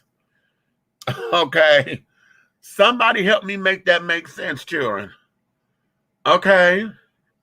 Going back to the comments. Yes, many of my friends were gone within months. People don't know what we've all experienced. Hello. Okay. Many died before they could even get Social Security. Say that. Okay. Which is, now, if you really want to know the truth of the matter, honey, that was something that I always said, because that money there stays in the kitty. Those who have worked and carried on couldn't get their Social Security. The government still got that money. That's part of what's in the kitty to gain interest. Don't play with me. Okay. They went to the Gucci store. Listen, when I tell you, somebody told me that one of my coworkers said, baby, he was at the store and when we first got the stimulus check, say the line at the Gucci store was around the fucking corner. Okay, I hollered, "Why are you at Gucci and carrying on?" Because everybody saw this mass amount of money. Okay, I had to do that with my daughter. She got her damn stimulus check, went down here to Walmart, and I had to stop her ass because all she heard was $1,200. She wanted to get a computer. This bitch bought every goddamn patty pie that was out there because she had never tasted it. Oh, I'm gonna get this. I'm gonna get this. I'm gonna get this. I'm gonna get this. Oh, let me get this from my mama. I'm gonna get one to get my mama one. Bitch, if you don't calm your motherfucking, we walking around Walmart with 2 motherfucking baskets because all she heard was $1,200. Mind you, she still got to find a place to stay. She still needed clothes. She knows she'd like to get her goddamn hair and nails and shit done. But she heard $1,200. I stopped her because this bitch over here said, "Oh, I got to get a computer." And when she see this, when she walk in this goddamn door, she know I'm talking about her. Because I tell this story all the damn time. Bitch, if you don't sit your monkey ass down, no, we are not. You ain't spending not now another quarter of this money like this. And I know we're not supposed to tell folks how to spend their money, but goddamn it, I could not, in good conscience, let her do that. You understand? But as I said before, that's the kind of shit that they're looking for. They want people to do that. Just go on and folks did it. Folks did it. Now here in Georgia, the unemployment was discontinued down here. Our last, on June 26th, was the last week that we can file and get paid for. So now I'm still following my weeks because I called. I was like, listen, that's unfair to me because I'm working. It's just that my hotel is not, we're not functioning. We're not 100% functioning right now. I'm still on part-time. I work. So how in the fuck am I being penalized because you're trying to get the lazy motherfuckers? I'm working. But they discontinued. It was, I think it's like, what it was it? I think it's like 17 states that discontinued and said that they were going to stop with the federal, getting the federal money. So they done discontinued the unemployment right now. How about that? So now what? Now what? Had I not did what I did and paid shit up in advance or whatever, honey, I'll be sitting up here twiddling my thumbs. You know? No. Okay, apartments costing just as much as houses, but the $15 an hour raise don't mean $5 an hour customer service. Now you better, Dan, I'm gonna end up kissing you in the mouth, honey. Listen, you better say that right there. You understand me? Because here's the thing. Now going back, folks claim they want a job, but don't nobody want to do the work. You think that because you got this little funky ass job that we supposed to take your funky ass attitude. Okay. You the one that's up in here in customer service, not me. And if you know that you need a break because somebody that got on your nerves, you better call your supervisor, come and handle this because right now I can't. See, that's what we've gotten away from. You understand? A lot of folks are not, they on the job training is not on the job training. And then because we in this reality show like culture, everybody thinks they supposed to get lit and it's okay to jump over the counters and let somebody have it and this, that, and the other. No, bitch, because you fucking up my company. What you're doing, you have become the face of my company with that particular attitude. Remember what I said earlier about the bitches wearing all these different color hair and carrying on, and they at these kind of jobs? Well, because you got pink and purple motherfucking hair and weave down to your motherfucking stomach that's nappy and shit on the ends, you think that because you fabulous, they got all these nails done, that you got to use your knuckles to sit down there and type on the goddamn computer, that I'm supposed to care about that, and I'm supposed to take your shitty ass attitude because you really want to be on the pole some motherfucking way. No. And then we got managers that don't put that shit in check. See? And it's always, and it's in the hood. You get these managers that sit up there in the hood and think that that's supposed to be okay. Reprimand that shit, because I have no problem calling corporate headquarters. None. If you get your receipts up at the top, it'll tell you store number, this, that, and the other. Call customer service. Call headquarters. I'm reporting this store because this is what happened. Okay? This is what happened. And no, get corporate down here. Get corporate down here. That's what you do. Since y'all want to act like it ain't right until the white man step in anyway, get corporate down here on their asses. Okay? Yes, I'm putting your job on the motherfucking line, bitch, because what you not gonna do is act as if I'm supposed to kiss your ass and I done gave you my motherfucking money. Now, on the flip side of that, I can't always be the one going up in there ready to neck roll because I spent my money. This is a give and take situation, because oftentimes a lot of these children get into their attitude because of the tone in your voice. So see, okay, let me go. Let me go back. Let me go back. Hey, Big Meats, sending love and life from BMO. Hey, Mr. Price, what's going on? Wish you were here. Yes, preach. Come on. Oh, well, y'all think I'm preaching? Okay. Amen. America's went from producers to consumers, wanting us to consume all possibilities of having wealth. Wanting to consume all possibilities. Well, how about that? That's an interesting play on words, honey. Interesting, because I like where that went. Okay, you like that? Well, those are the managers. Hello, right? With the pink and purple hair and shit. Yeah, exactly. Right. Okay, customer service are no longer professional. It's ridiculous. Completely and utter ridiculous. Okay, and utter ridiculous. Okay, let's shift gears for a minute. I want to have a little fun with y'all for just half of a second, because I want to do this all-time debate with y'all, honey. Now, y'all know you got cupcakes.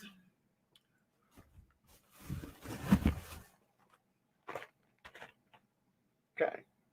Got cupcakes.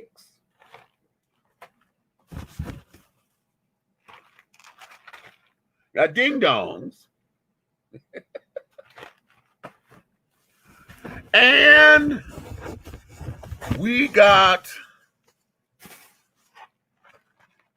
ho-hos.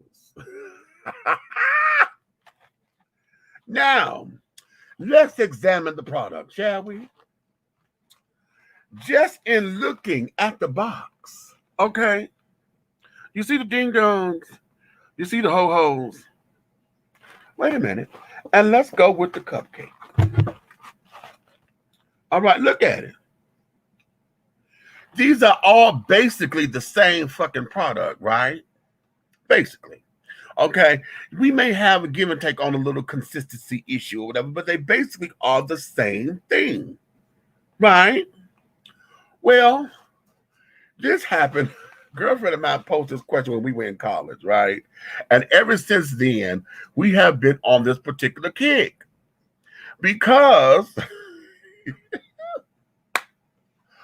to say I have been noticing straight men, and this is on all color lines. So this is across the spectrum. To say if you wanted a ho-ho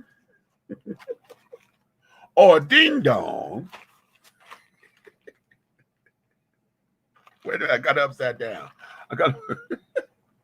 If you wanted a ho-ho or a ding-dong, okay, it became an issue because of the names. And these used to be called ding-dongs, remember? And then all of a sudden it became ding-dongs because they just changed it because that's what folks kept calling them, ding-dongs. But these are the same fucking thing. Okay. Only difference is the shape. Now let's look at this. Okay, let's look at this. You won't get a ding-dong, straight man, because it's a ding-dong. You want a ho-ho because you feel your masculinity is not going to be challenged because you got a ho-ho. But the ho-ho is shaped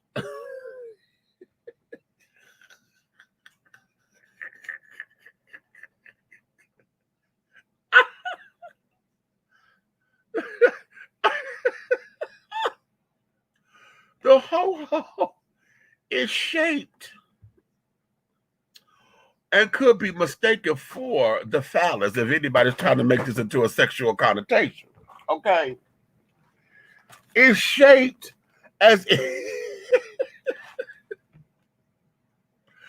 is shaped as if wait, the ding-dongs are the round little do-I-did. Okay.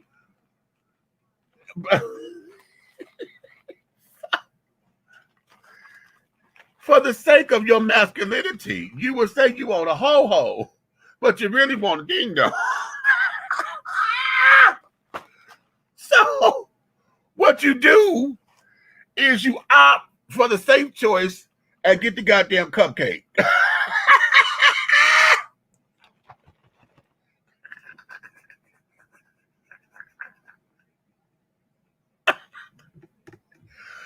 Because to say cupcakes is a little dainty, but it saves your masculinity.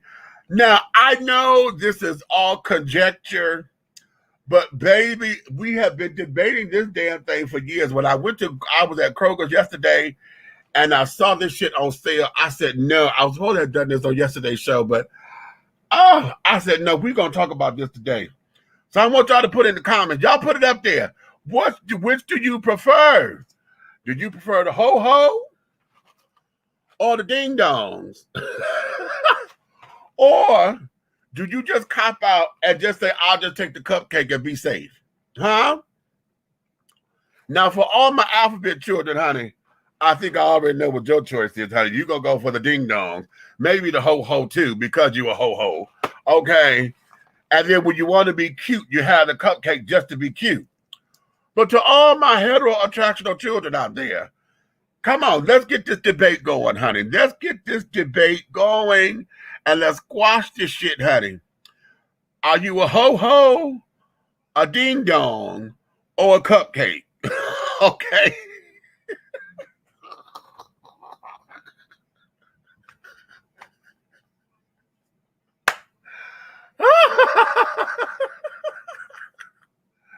Talk to me. Don't get quiet on me now. Wait a minute, Dan is the only one laughing. Dan is the only one laughing. Where y'all at? Where you at, damn it? Where y'all at? Okay.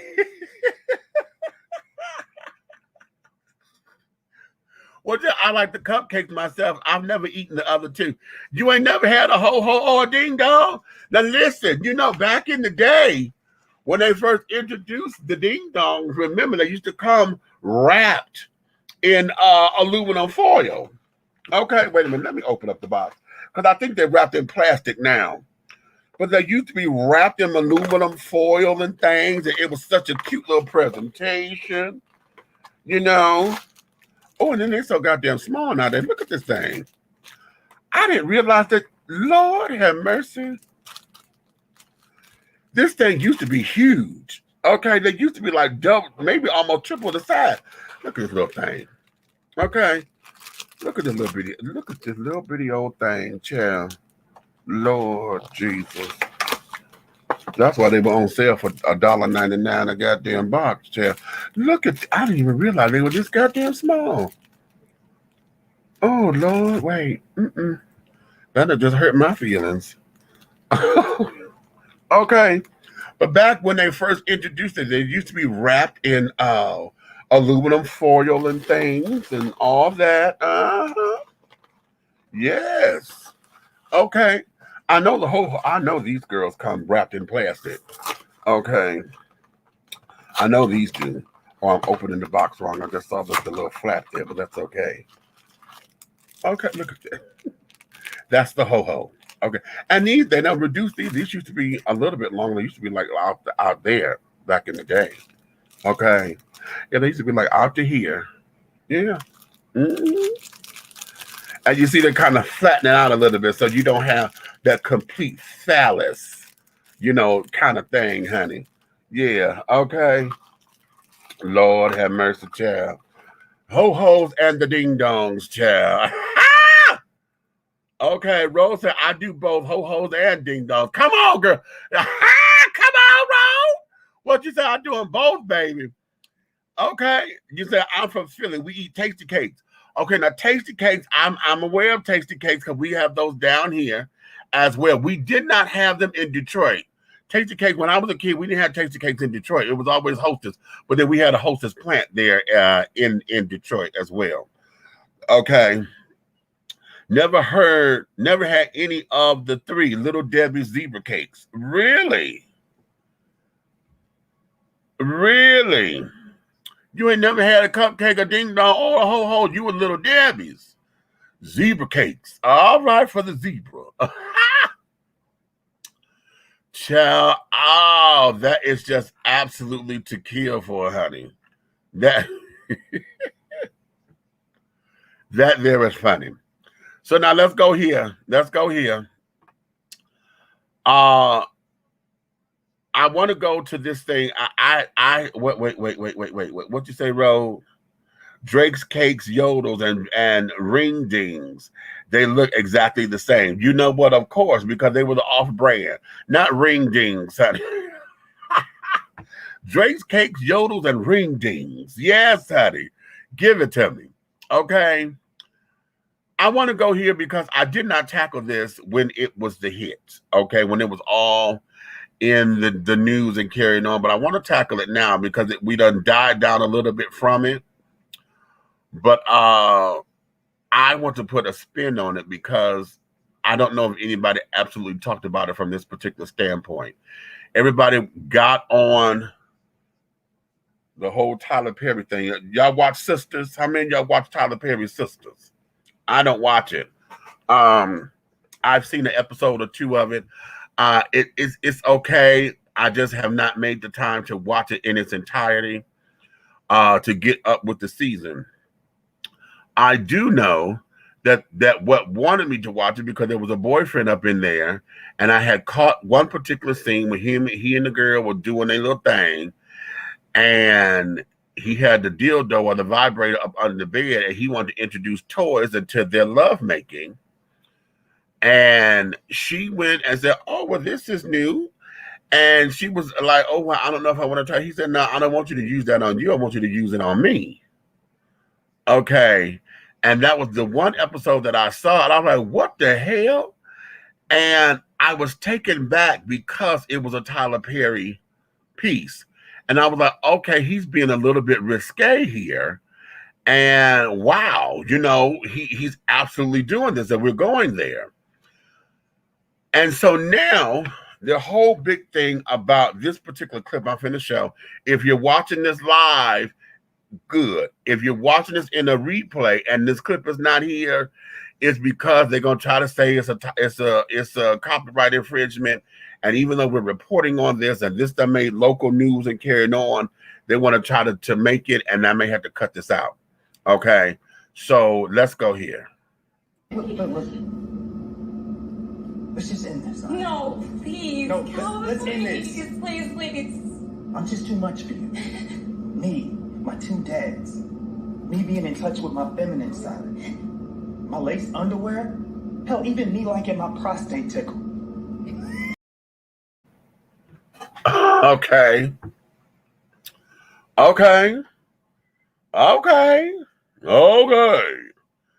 Me liking my prostate tickled. Baby, when I tell you that when the internet blew up and carrying on, and these kids got to acting funky and got to, oh my God, what is Tyler Perry doing? What is he going through? What is this? What is this? What is this? And this, that, and the other.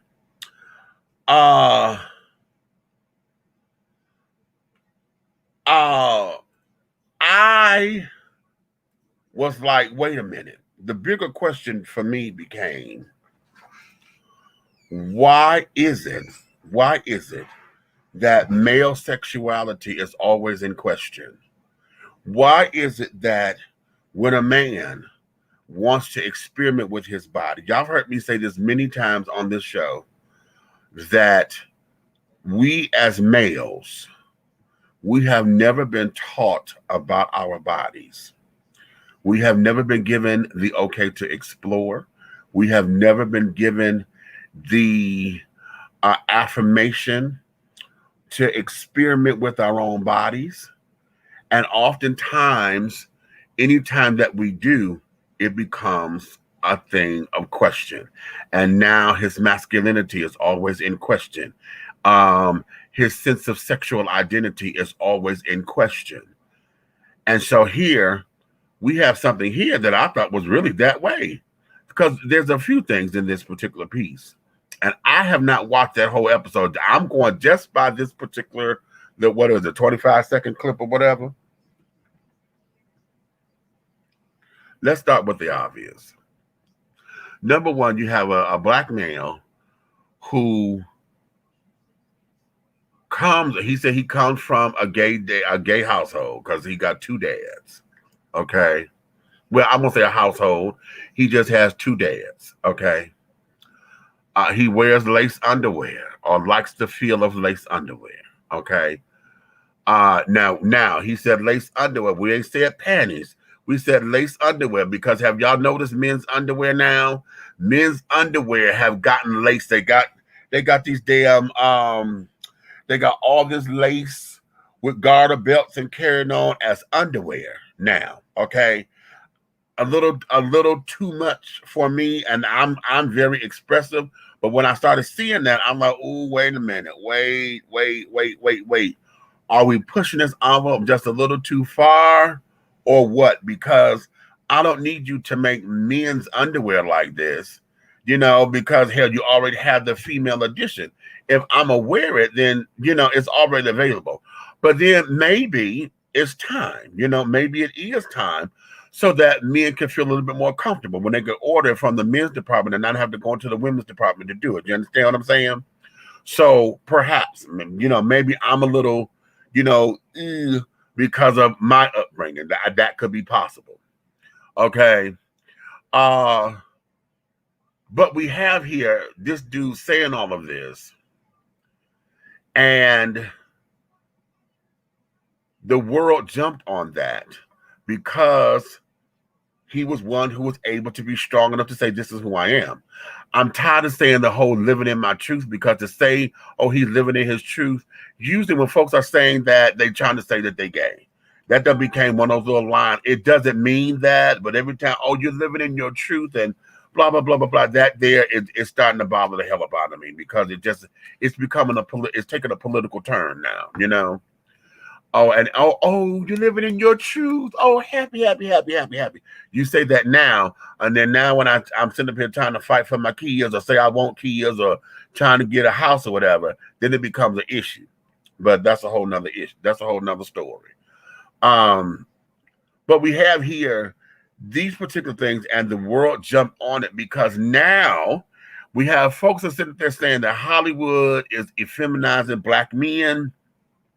That this here is not necessary. This ain't what black men do and blah, blah, blah, blah, blah. This is unnatural for a black man, but he's doing all this with his woman. See, this is the part that I'm trying to get to. You're doing all of this with your woman. This is where we have an issue, because if you trying to tell me that you want your woman to be, a lady in the streets, but a freak in the sheets, but she can't tell you the same motherfucking thing. I need you to come up in here and I want to do this with you. I want us to explore this. I want to do any and everything that I need to do to keep you here in this bed so that you don't go looking for it out there. Okay? So if a woman sits down there and say that, and a man come up and say, okay, well, this is how I roll. I'm not gay, but this is what I like. Okay. Why is that always a problem, particularly with black men? See, these are conversations that men don't want to necessarily have, at least not in public. Okay. They want to be shush with this because of the taboo of it, because we have allowed society, particularly, and black men, we have allowed ourselves and that goddamn church to sit down there and shape us as men. And we still have slave residue on us because we're sitting up there thinking that we have got to live up to the whole idea of who Mandingo is. See, If your dick ain't a certain size, if you can't lay it down in the bedroom, if you ain't got no harem of girls always sitting there, if don't nobody want to sit there and be the mother of your children, then you ain't man enough. Really? See, these are the issues. That's one issue that we have here that I really want us to take a look at. Why does that bother so many people? Okay. Here's the other thing. Women, how many of you are honest with yourselves and say that if a man came to you and said that this is what he liked, that you're willing to do that? Because see, a lot of y'all women, again, are also conditioned to believe that a man ain't a man if he liked that kind of stuff. Well, how come a man can't experiment with his body? Okay, because here's the ticket. I want y'all to get this. This is what I tell folks when my little playmates or whatever, and I had to learn this. Everywhere I put my mouth on you is where I would like for you to put your mouth on me, unless I tell you otherwise. Because most of the time, there's certain things you just can't do to me because most folks don't do. Playing with my nuts and carrying on, most folks don't do that right. You sit there want to jerk them like you jerking my dick, and that ain't cute, honey. No, that shit hurt. You got to nestle them. Okay, they're sensitive. Anyway, that I'll get on that a whole nother time. That's real sex talk there. But that there should be rule of thumb. If I'm dealing with another body and we're talking erogenous zones and carrying on, if I did this to you because I found out what your spots are, more than likely, if you did it to me, it may work, it may not. That's why we got to experiment. You understand? But because men have never been taught that, all we have been taught is this. We have a penis or a dick or a cock, for those of y'all who like the word cock. Okay, and it's supposed to be inserted somewhere. That's the only thing that we know. And of course the breast play. Okay, that's all we know. That's all we know. As far as the art of laying it down and carrying on and this, that, and the other, we have never been taught to explore anything. This is why tantric sex books and stuff came out, understanding the art of love making and carrying on, understanding this is why 50 Shades of Grey became the big hit that it did, because it gave people permission to explore. But we as Black folks still have a big problem with letting men explore their sexuality, or at least their sexual play, without it being in question of their masculinity. You understand? Now, let's go here. We have a woman, a Black woman here, who was begging this man not to leave. And he's like, no, because I'm too much for you, because you can't handle this, and you can't handle this, and you can't handle this. Again, not having watched the show, I'm just going on this clip. But it warrants a discussion. Because like I said, ladies, are you really ready to have that kind of discussion? And what does that mean to you? Because see, let me go here. You already try to act like you're going to outman them anyway. And everything else of the world, of life, when it comes down to a man being a man in this day and age, most women try to out-masculine the man. And I'm not saying that you're going up brute straight or whatever, but brute strength. But what you do is you challenge a man on every point. You stand toe-to-toe with him on every point. For those of y'all who are a little bit more urban, okay, you want to call him all kinds of bitch niggas and fuck niggas in his face, in front of his friends, as if you go toe-to-toe with him. Okay? So now, if you have someone who says, okay, hey, I'm into this and I'm into this, are you absolutely going to let him explore that without you calling him all kinds of fuck niggas and bitch niggas and all this kind of shit? Or throwing it in his face? How many of y'all are into that? Are willing to say, yeah, I can do that. I could do that. Okay, honestly.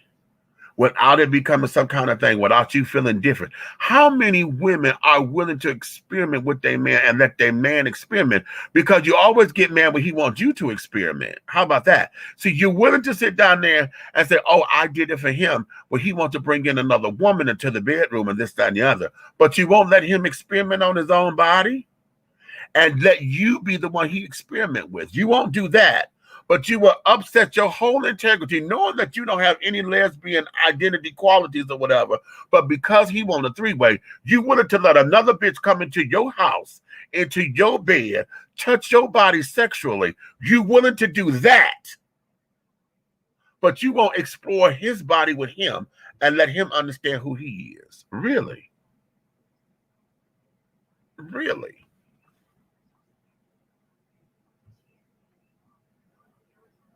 I'll wait. I'm waiting on comments. Come on, Dan, what you say? Let me say this. Black folks are more comfortable with a woman being bisexual, but a man being bisexual is something else. And most black women aren't comfortable with a bisexual man. It's too many boxes and walls built. Okay. All right. Okay. All right. But why aren't we comfortable? Huh? And I'm going to go here. Because this is what we as gay folks experience all the time. Again, when I said it back in the early part of the show, when I said as long as you could point it out and say, oh, that's gay, everything is cool. When you have a masculine brother who to the eye and to the definition of what masculinity is supposed to be is straight acting, straight appearing, okay, normal in the eyes of society, the idea of him being a bottom or whatever that is. See, we have still weaponized bottoms as weakness. See, because men still feel that women are weak. See, straight men, they only penetrate. So the woman is always on the bottom. Or unless she riding. Because, see, now we got the whole new thing to where the woman is on top and shit, And then the position is called the Amazon, where the man got his legs kicked up and she sits on his dick like that, but she holding his legs up. Yeah. Okay. So she looked like she fucking him. Okay, that's a whole new sexual position. But it ain't new. It's just that now it's becoming to the forefront again. Okay, well, out of the dark. Let's put that. Okay, so we have that. But masculine men, or straight acting, straight appearing men that's supposed to, all that machismo shit. Okay, the idea that machismo has a softer side or whatever. It's not necessarily the growler and this, that, and that. That for whatever reasons, the world just don't want to see that or don't feel comfortable with it. And I have issues with all of that. Okay. I have major issues with that because why is it that a man can't express himself in all of his facets and not have his masculinity challenged or his sexuality challenged? You understand? Y'all say all the time in church, honey, oh, well, every man, honey, that we say this all the time because a man who's in church who got a wife and kids may not be, we see him as being feminine, but no, oh, he's just meek in the Lord. Okay, that's meekness. But when somebody is a queen, okay, and you know that they sleep with men, that's gay and that's an abomination. But because this one here got a wife and kids and he done fucked a woman, that's being meek. So we're able to make those distinctions and shit. Okay, on whatever levels that we do. But when it comes down to absolutely having men experience life and expressing themselves in all of their facets, understanding who they are as a sexual being, we tend to shy away from all that. I know gay folks, I know masculine gay folks who still have an issue saying that they like to have oral sex and that they like dick. You a gay man, and because you are top, you like dick. You like to suck dick. Okay. But because in your head says that to do that means that there is feminine or it's bottom behavior or bitch-like behavior, men don't, and this is gay men I'm talking about, they don't want to admit that. What the fuck is this? How have we allowed this to become I know how, because this country, sexuality in this country is still considered to be taboo. It's considered to be dirty. It's considered to be wrong and evil and things of that nature. Is all of that. And so unless you're doing it to procreate the way y'all trying to say the Bible say do, okay, it's not supposed to be fun and pleasurable and enjoyable. And if that's the case, then it wouldn't be that in the beginning. Okay. And here's something to consider. If it wasn't as pleasurable as it was, then why is it that sex is the one thing that would tear down a goddamn country? Everybody, y'all so fascinated and so bombarded with who fucking who. Okay, that's all the gossip is all about. We said that at the top of the thing when I was telling y'all, okay, the pandemic that got it, we done seen all this whole explosion of only fan pages and carrying on. Okay, everybody trying to be as sexual as possible. And it's not just a young thing, honey. Celebrities done got them and things, and we done leaked this particular. Hell, I told y'all yesterday, Kim Kardashian, her fortune is made off of her and Ray J fucking. That's the only time we done found out about the motherfucking Kim Kardashian. And she became the household name that she became. Why? Because she was fucking Ray J. And she done bought her entire family to where all of them have become multimillionaires, if not billionaires with a B. Every last one of them off of her fucking. Not everybody else, off of her fucking.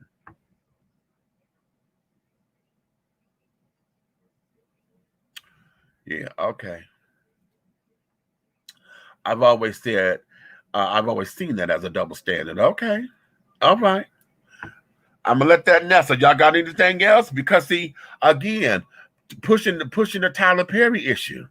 Okay, y'all wanted Tyler to sit down and as long as he was talking about Jesus and carrying on, and we're gonna praise the Lord at the end of the thing, everything was cool. But now he's talking about real life issues, and now everybody done lost their goddamn mind. What is wrong with Tyler Perry?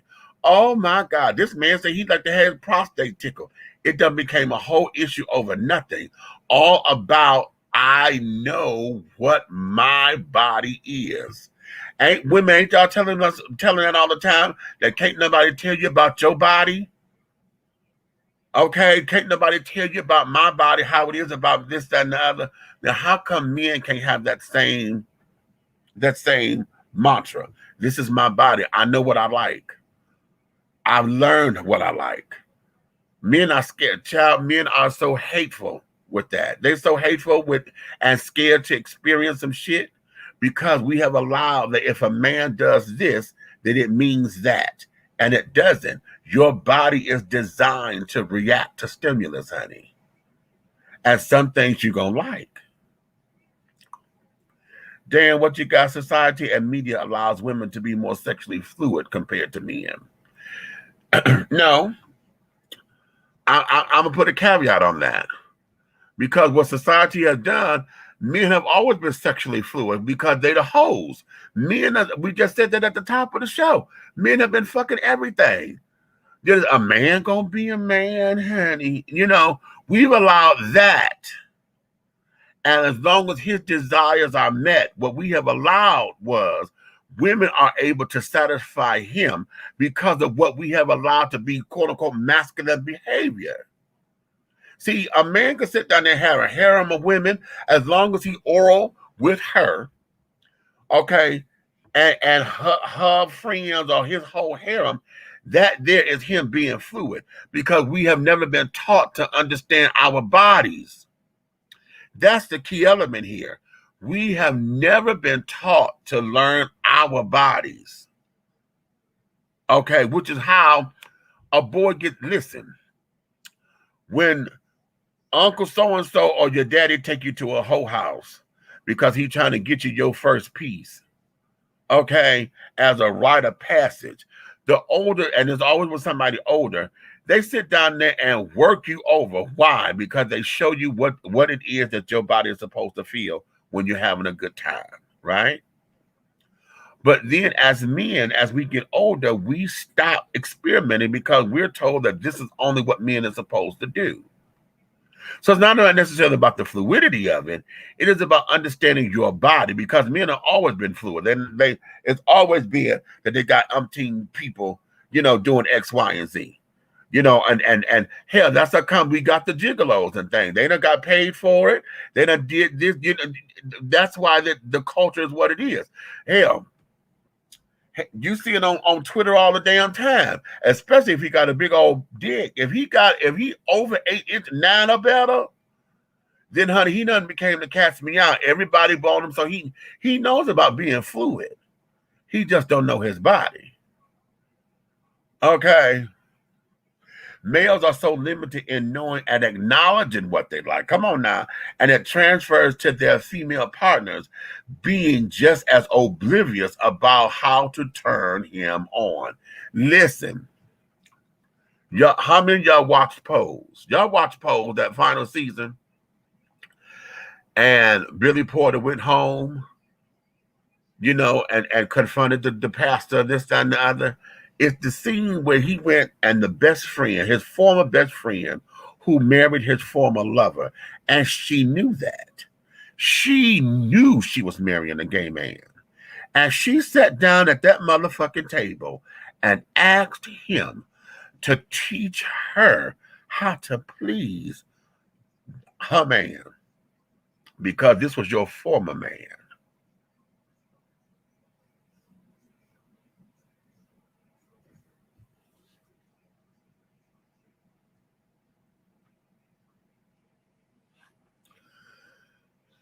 That was the deepest shit.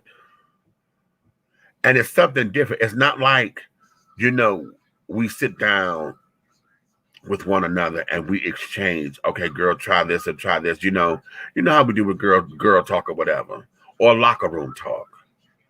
But you actually sit up there and went to your husband's former lover to ask him to teach you how to make him happy. And you never learned how to do that on your own. You never experimented with his body. And then again, he never told you what he liked. And you already know that penetrative sex is something that he was into because he was with a man. You never had that conversation? Okay. How about that? How about that? So again, the original question that all of this is filtered from is, why is it that we are so scared of men exploring their sexual energy, exploring their sexual appetite, exploring their body so that they can become better sexual beings, so they can have a better sexual experience? And this is not whether or not it's questioning whether they're gay, straight, bi, or whatever. This is not their sexuality. This is men exploring their sexual selves and understanding their bodies so that they know what they like. There's a lot of men out there that likes pegging. And for those of you who don't know what pegging is, that's when a female strap on and fucks a man. Okay. There's a lot of men out there that are into that. But because it is considered to be a gay thing, they don't talk about it. Okay, they don't talk about it.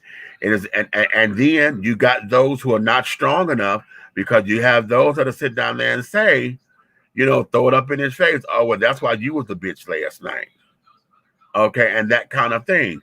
I mean, look, we have in gay relationships, if you got two masculine brothers, you assume that it is always a top at a bottom, but you never thought about the fact that we turn each other over. I said that to somebody, and there's a police officer, Ramon. Honey, Ramon, I'm talking about you. He sat up there and he was because he was as a straight man, he was comfortable. I let him be comfortable with asking me questions that was curious. And like I told him, I like big men. I'm 6'4", 375. Okay. football player type build. I like football player type builds. I like a man with fat ass, big old man titties and shit. I love all that. Okay. Now, in his mind, because he's seeing two big old football players, he can't understand the fact that at least one of them is bottoming, right? That there wasn't in his thing, because that's what society thinks. When society see that, when they see gay, they look for the thin, feminine, flamboyant one who want to be a woman kind of shit, so they can say, "Oh, that's gay," or "Oh, that's the bitch." So that they can make it make sense. Okay. Then when you got two big old football players, okay. Now I'm not the most masculine, so you'll probably clock my T. But if you got two masculine men who look like Jerome Bettis and Deion Sanders, okay, walking, and you realize that they in a relationship, then that's the mind blow, because now it's like, how in the fuck is that going on? Then you would have, okay, you can't understand that one of them is bottoming, because in your world, you think that one of them you don't know who the bitch is because they both men. And I told him, I said, listen, let me blow your wig back. He said, what? I said, if I told you we both are, baby, if you had seen his face, it was the whole cartoon, like his hair just blew off. I said, because that's the part that y'all don't want to accept. See, you think you know what's going on in the bed, but you don't. Because if I tell you that we do each other, that became too much. But again, not letting folks explore their bodies. Okay. So that there was in gay relationships. So now you're talking about having that same scenario here in a heterosexual relationship where you got a man and a female. Now he's a man. Okay.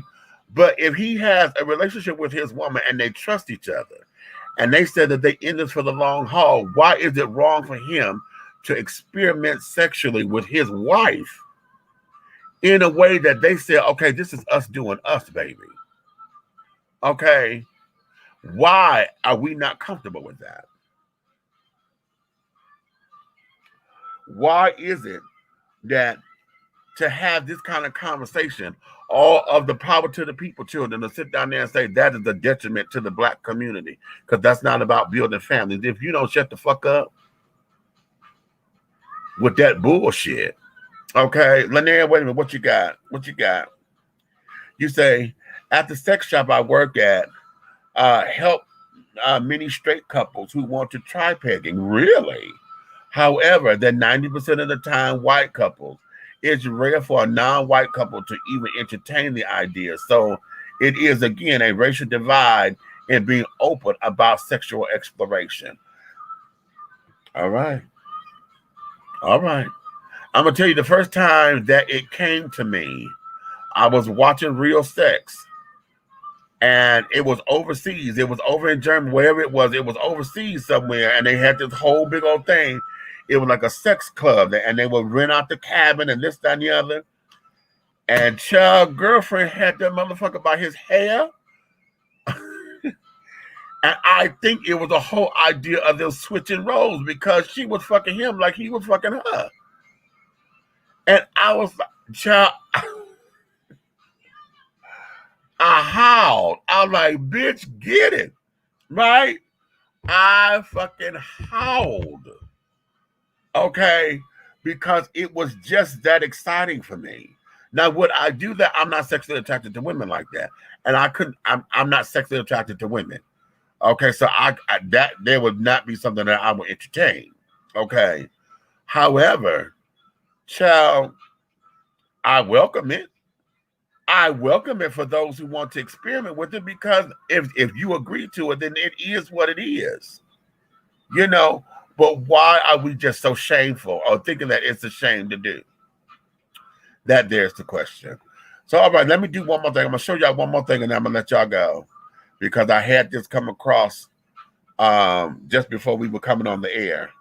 And I'm going to show y'all this, and I'm going to ask the question, why?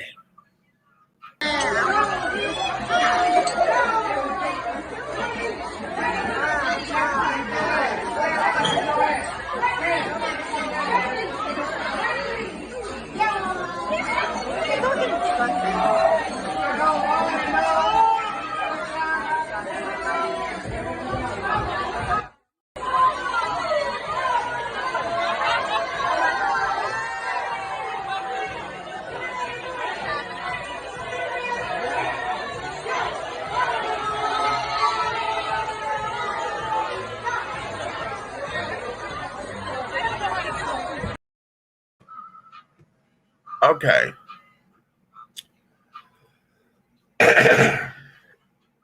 Hey, cuz, what's up? What's up? What's up? What's up?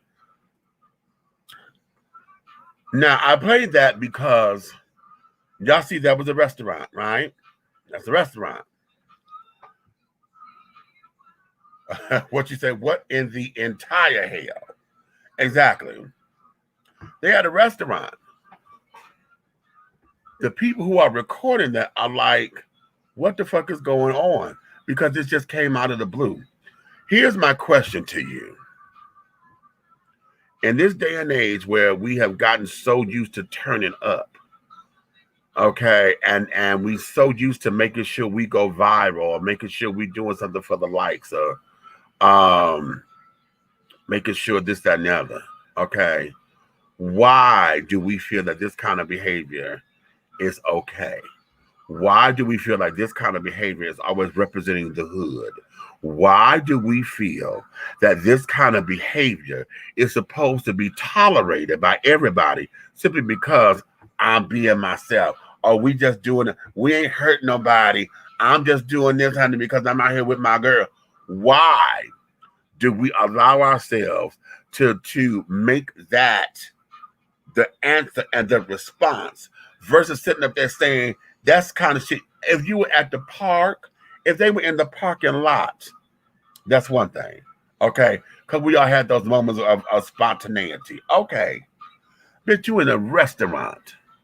In a restaurant, you done got up on the table and in the chairs where folks are eating. This ain't no motherfucking sex club. You ain't at the goddamn the pool, the pole dancer strip joint. You at a restaurant, ho, and go turn up like that. Huh? You at a restaurant. And then you see the man come up in there telling them to get down, sit down, sit down. Okay? If he had put their asses out, and we don't know because it's just the clip of the video that they showed us, then what? Would he be wrong? Would that have become a racial thing because the white man done put him out because they up there twerking and shit? Huh? Or are they up in there defaming the integrity of my business?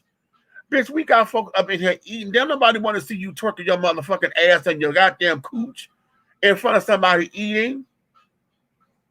The fuck is that? If I had called the cops, would I have been wrong if I had did that? Okay. Okay. I couldn't even watch the video when you played it. It was that dumb. Okay, right. Okay. What if they would have failed? Could they have you said sued? Okay, he got sold. But I know you meant sued. And that's the other thing, the whole idea of the liability of all that. See, the liability of all of that is just that. Okay. You sit up here twerking on my motherfucking table, bitch. Okay. All that fat ass that you got would have sit down here and fell over some damn where. Then you got the girl coming up there humping her ass and making sure she do it. Really? But y'all, but you got your goddamn phone. Hey, bitch, we living. Really? Really? Why do we talk? Here's the other thing. Now, I'm looking at everybody else around there because you heard the girl in the video say, oh, this is disgusting. The one recording. Why is it that other folks around there didn't say, listen, cut that shit out? Now, I'm going to tell you, sometimes I do, sometimes I don't. I pick and choose my battles because there are times where I will not do it because I don't feel the backlash. And then it comes this whole reading competition and shit. Now you want to sit down there and try to read me and this, that, and the other. And see, I don't play that reading shit. Okay, especially with somebody that I don't know. Because if you think that you're going to cap and beast on me, I've never been good at that. But when you start getting to me, then it starts to become personal. And then the next thing I want to do is swing. Because, bitch, I don't know you. And see, you bumping your motherfucking gums, and you the one in the goddamn wrong. You sitting up here, you nasty ass bitch, twerking and shit like that. And then, where the fuck are they me in there? Because I don't know if they had any boyfriends there. And that's the other thing. Because everybody, as big as I am, Everybody wanted to be sue happy or shoot happy. And then it would have been a situation unnecessarily. You hear? But what about everybody else? Because, see, we'll talk about it behind everybody's back. But one of the things about community is that we all learn how to take up and be like, listen, that ain't cool. That ain't nowhere near cool. Why are we doing this shit? You know, why are we doing this? You know? They should have been thrown out as inappropriate. I would have said the same thing. Get your shit. Okay, pull my whole Bernadette, rather. Get your shit. Get your shit and get out. I'd have pulled, yeah. Oh, my cousin laughing. Okay. So that there is that, honey. We've got to do better, and we got to stop. We have got to learn how to stop allowing this shit to happen. Because the more we say yes, or the more we turn a blind eye to it, the more we sit up there and say that it's okay for this. Because we don't want the headache. We don't want the fight. We don't want to argue with nobody. For them to say, oh, you in my business. No, bitch, your business became mine because you twerking your ass on my dinner table. Your business became my business. How many of y'all been on the bus, the train, or whatever, and you got somebody talking so motherfucking loud on their phone? Girl, yeah, I told that bitch that did that. And you turn around and be like, honey, you so loud. Girl, get off my motherfucking business. Mind your business. Mind your business. Bitch, your business became mine when I'm sitting up here hearing your whole entire conversation. And don't be, and I know I'm guilty of it too, when you sit there FaceTiming and you talking, but you got the volume on loud. Okay. The volume is on loud and shit. So now I'm hearing the entire conversation, both sides of it. But yet you want to talk about some mind your business, bitch. Because your business done became mine. Because now you in my airspace, bitch. You in shot of my ear. I'm not supposed to understand what the fuck is going on with that. And I'm not trying to be nosy. Okay? No. But we have allowed that to become that way. We scared to tell somebody, baby, calm that down, and we hearing your entire conversation. Okay. You know I can hear you. Okay. We doing this shit because we think it is acceptable due to the music industry and other things that promote this behavior. We don't see this from white women, nor do we hear songs about fucking, sex, and drugs and twerking from our white counterparts. We have allowed the Black community to demoralize ourselves and make us look bad on top of the stereotypes people have in their mind. You know what? Mic drop. Mic drop.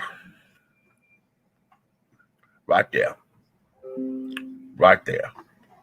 So, okay. Listen, I said that was my last thing I was going to give y'all. I'm going to let y'all go ahead on.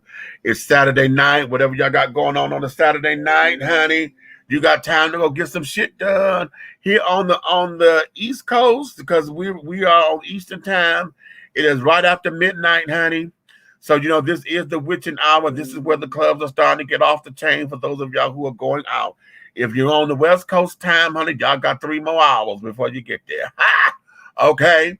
But in the meantime and in between time, honey, I want you guys to please, please, please, some of the stuff that we talked about today, go share this, and let's get these discussions going and popping, because we need a bigger platform, okay? I got some things coming down the pipeline that I'm trying to put together. I want to have an all-man summit where we have gay black male summit, where we got gay men and straight men together, so we could talk about some of these issues and things that we need to discuss, okay? So we can all get on get some kind of clarity, get on some kind of on one accord. We're not going to agree. Now, we already know that we're not going to agree on everything. But the points that we do agree on to show our solidarity is where we need to be, so that we can say we as black men have a united front, okay? We got a lot of internalized shit that we need to clean up. internally. Okay, that there is on us. And if we keep passing the buck, or we keep doing like my daughter did the other day, she come sweeping the goddamn floor and swept the trash to the motherfucking door and didn't pick it up. Tell my she forgot. I said, bitch, you didn't motherfucking forget because you stepped on it walking out the door. You didn't motherfucking forget, goddammit. What was the point of sweeping the floor if you're going to leave it there? That's the kind of shit. I use that as an analogy because that's the kind of shit that we do as a community. Okay? You say you want to clean up, but you don't clean up. You redistribute the shit and then make somebody else at fault. We got a lot of internalized cleaning that we need to do as us, as a people, in order to get this thing on board. Okay? So we got some stuff coming down the pipeline and carrying on and all of that. So my darlings, thank you for your time. In the absence of my co-host, I like the cohorts, but my co-host, Big Red Fella, is having some time with his wife. They needed some alone time, so he take care of his business with his wife.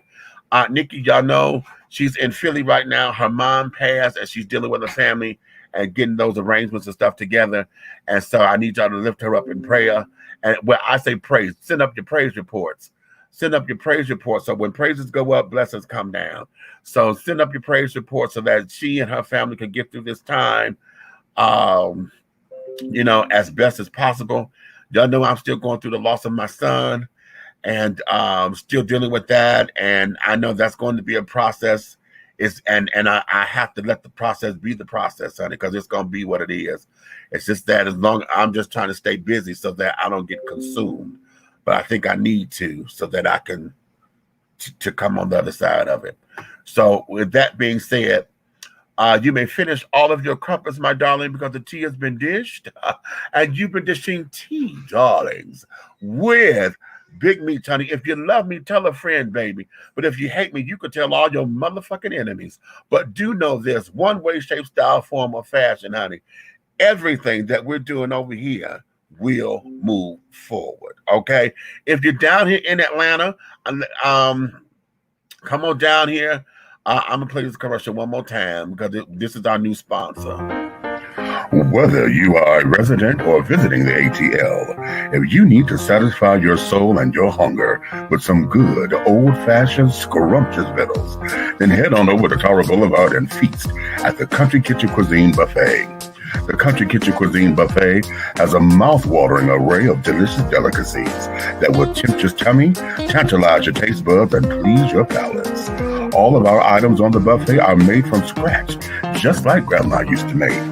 Try our meatloaf, the succulent fried chicken, the smothered pork chops, the short ribs, the fried and baked fish. Try our oxtails, the turkey wings, and don't forget some of those fantastic sides with the macaroni and cheese, cornbread dressing, greens, cabbage, red beans and rice, potatoes and gravy, and oh my God, don't forget the cornbread and those decadent desserts. Your hunger will not be denied. Come on down to the Country Kitchen Cuisine Buffet, located at 8562 Tara Boulevard in Jonesboro, Georgia. Come on down and tell them that Big Meech and Dishing Tea I sent you. Yeah. All right. So, yeah, we're going to hit that place tomorrow because I'm telling y'all, honey, I got to go get me some more of them ribs. They got the short ribs and they got rib tips and carrying on. Last time they had some pig's feet on I don't do pig's feet, but they did have some. They got oxtails on the buffet. That macaroni and cheese is smoking. That peach cobbler. Baby, we was fighting for that goddamn peach cobbler, damn it. Because they put it out and everybody went to go rush it. And you know, it's the crust on the cobbler. But when you eat them peaches and stuff, that shit was so right. But damn it, they had ate all. Oh, that peach cobbler is everything. Okay. So having said all that, we're gonna hit them tomorrow and things of that nature. And if you're here in Atlanta, come on down and join us and carry on over there. And it's going to be a good time. So having said all that, honey, wait a minute. I gotta get the closure thing together because I always mess up. So on that note, darling, we'll see you guys tomorrow being Sunday. As I said what I said Sunday, where you get to be my co-host, honey. We'll let you come up in here, talk about whatever you want to talk about. You got 5 minutes, okay, tops. But don't come up in here trying to come out of a bag on me, because if you come out of a bag, we're gonna come out of a bigger bag and let your bitch ass have it. So having said all that, my darlings, honey,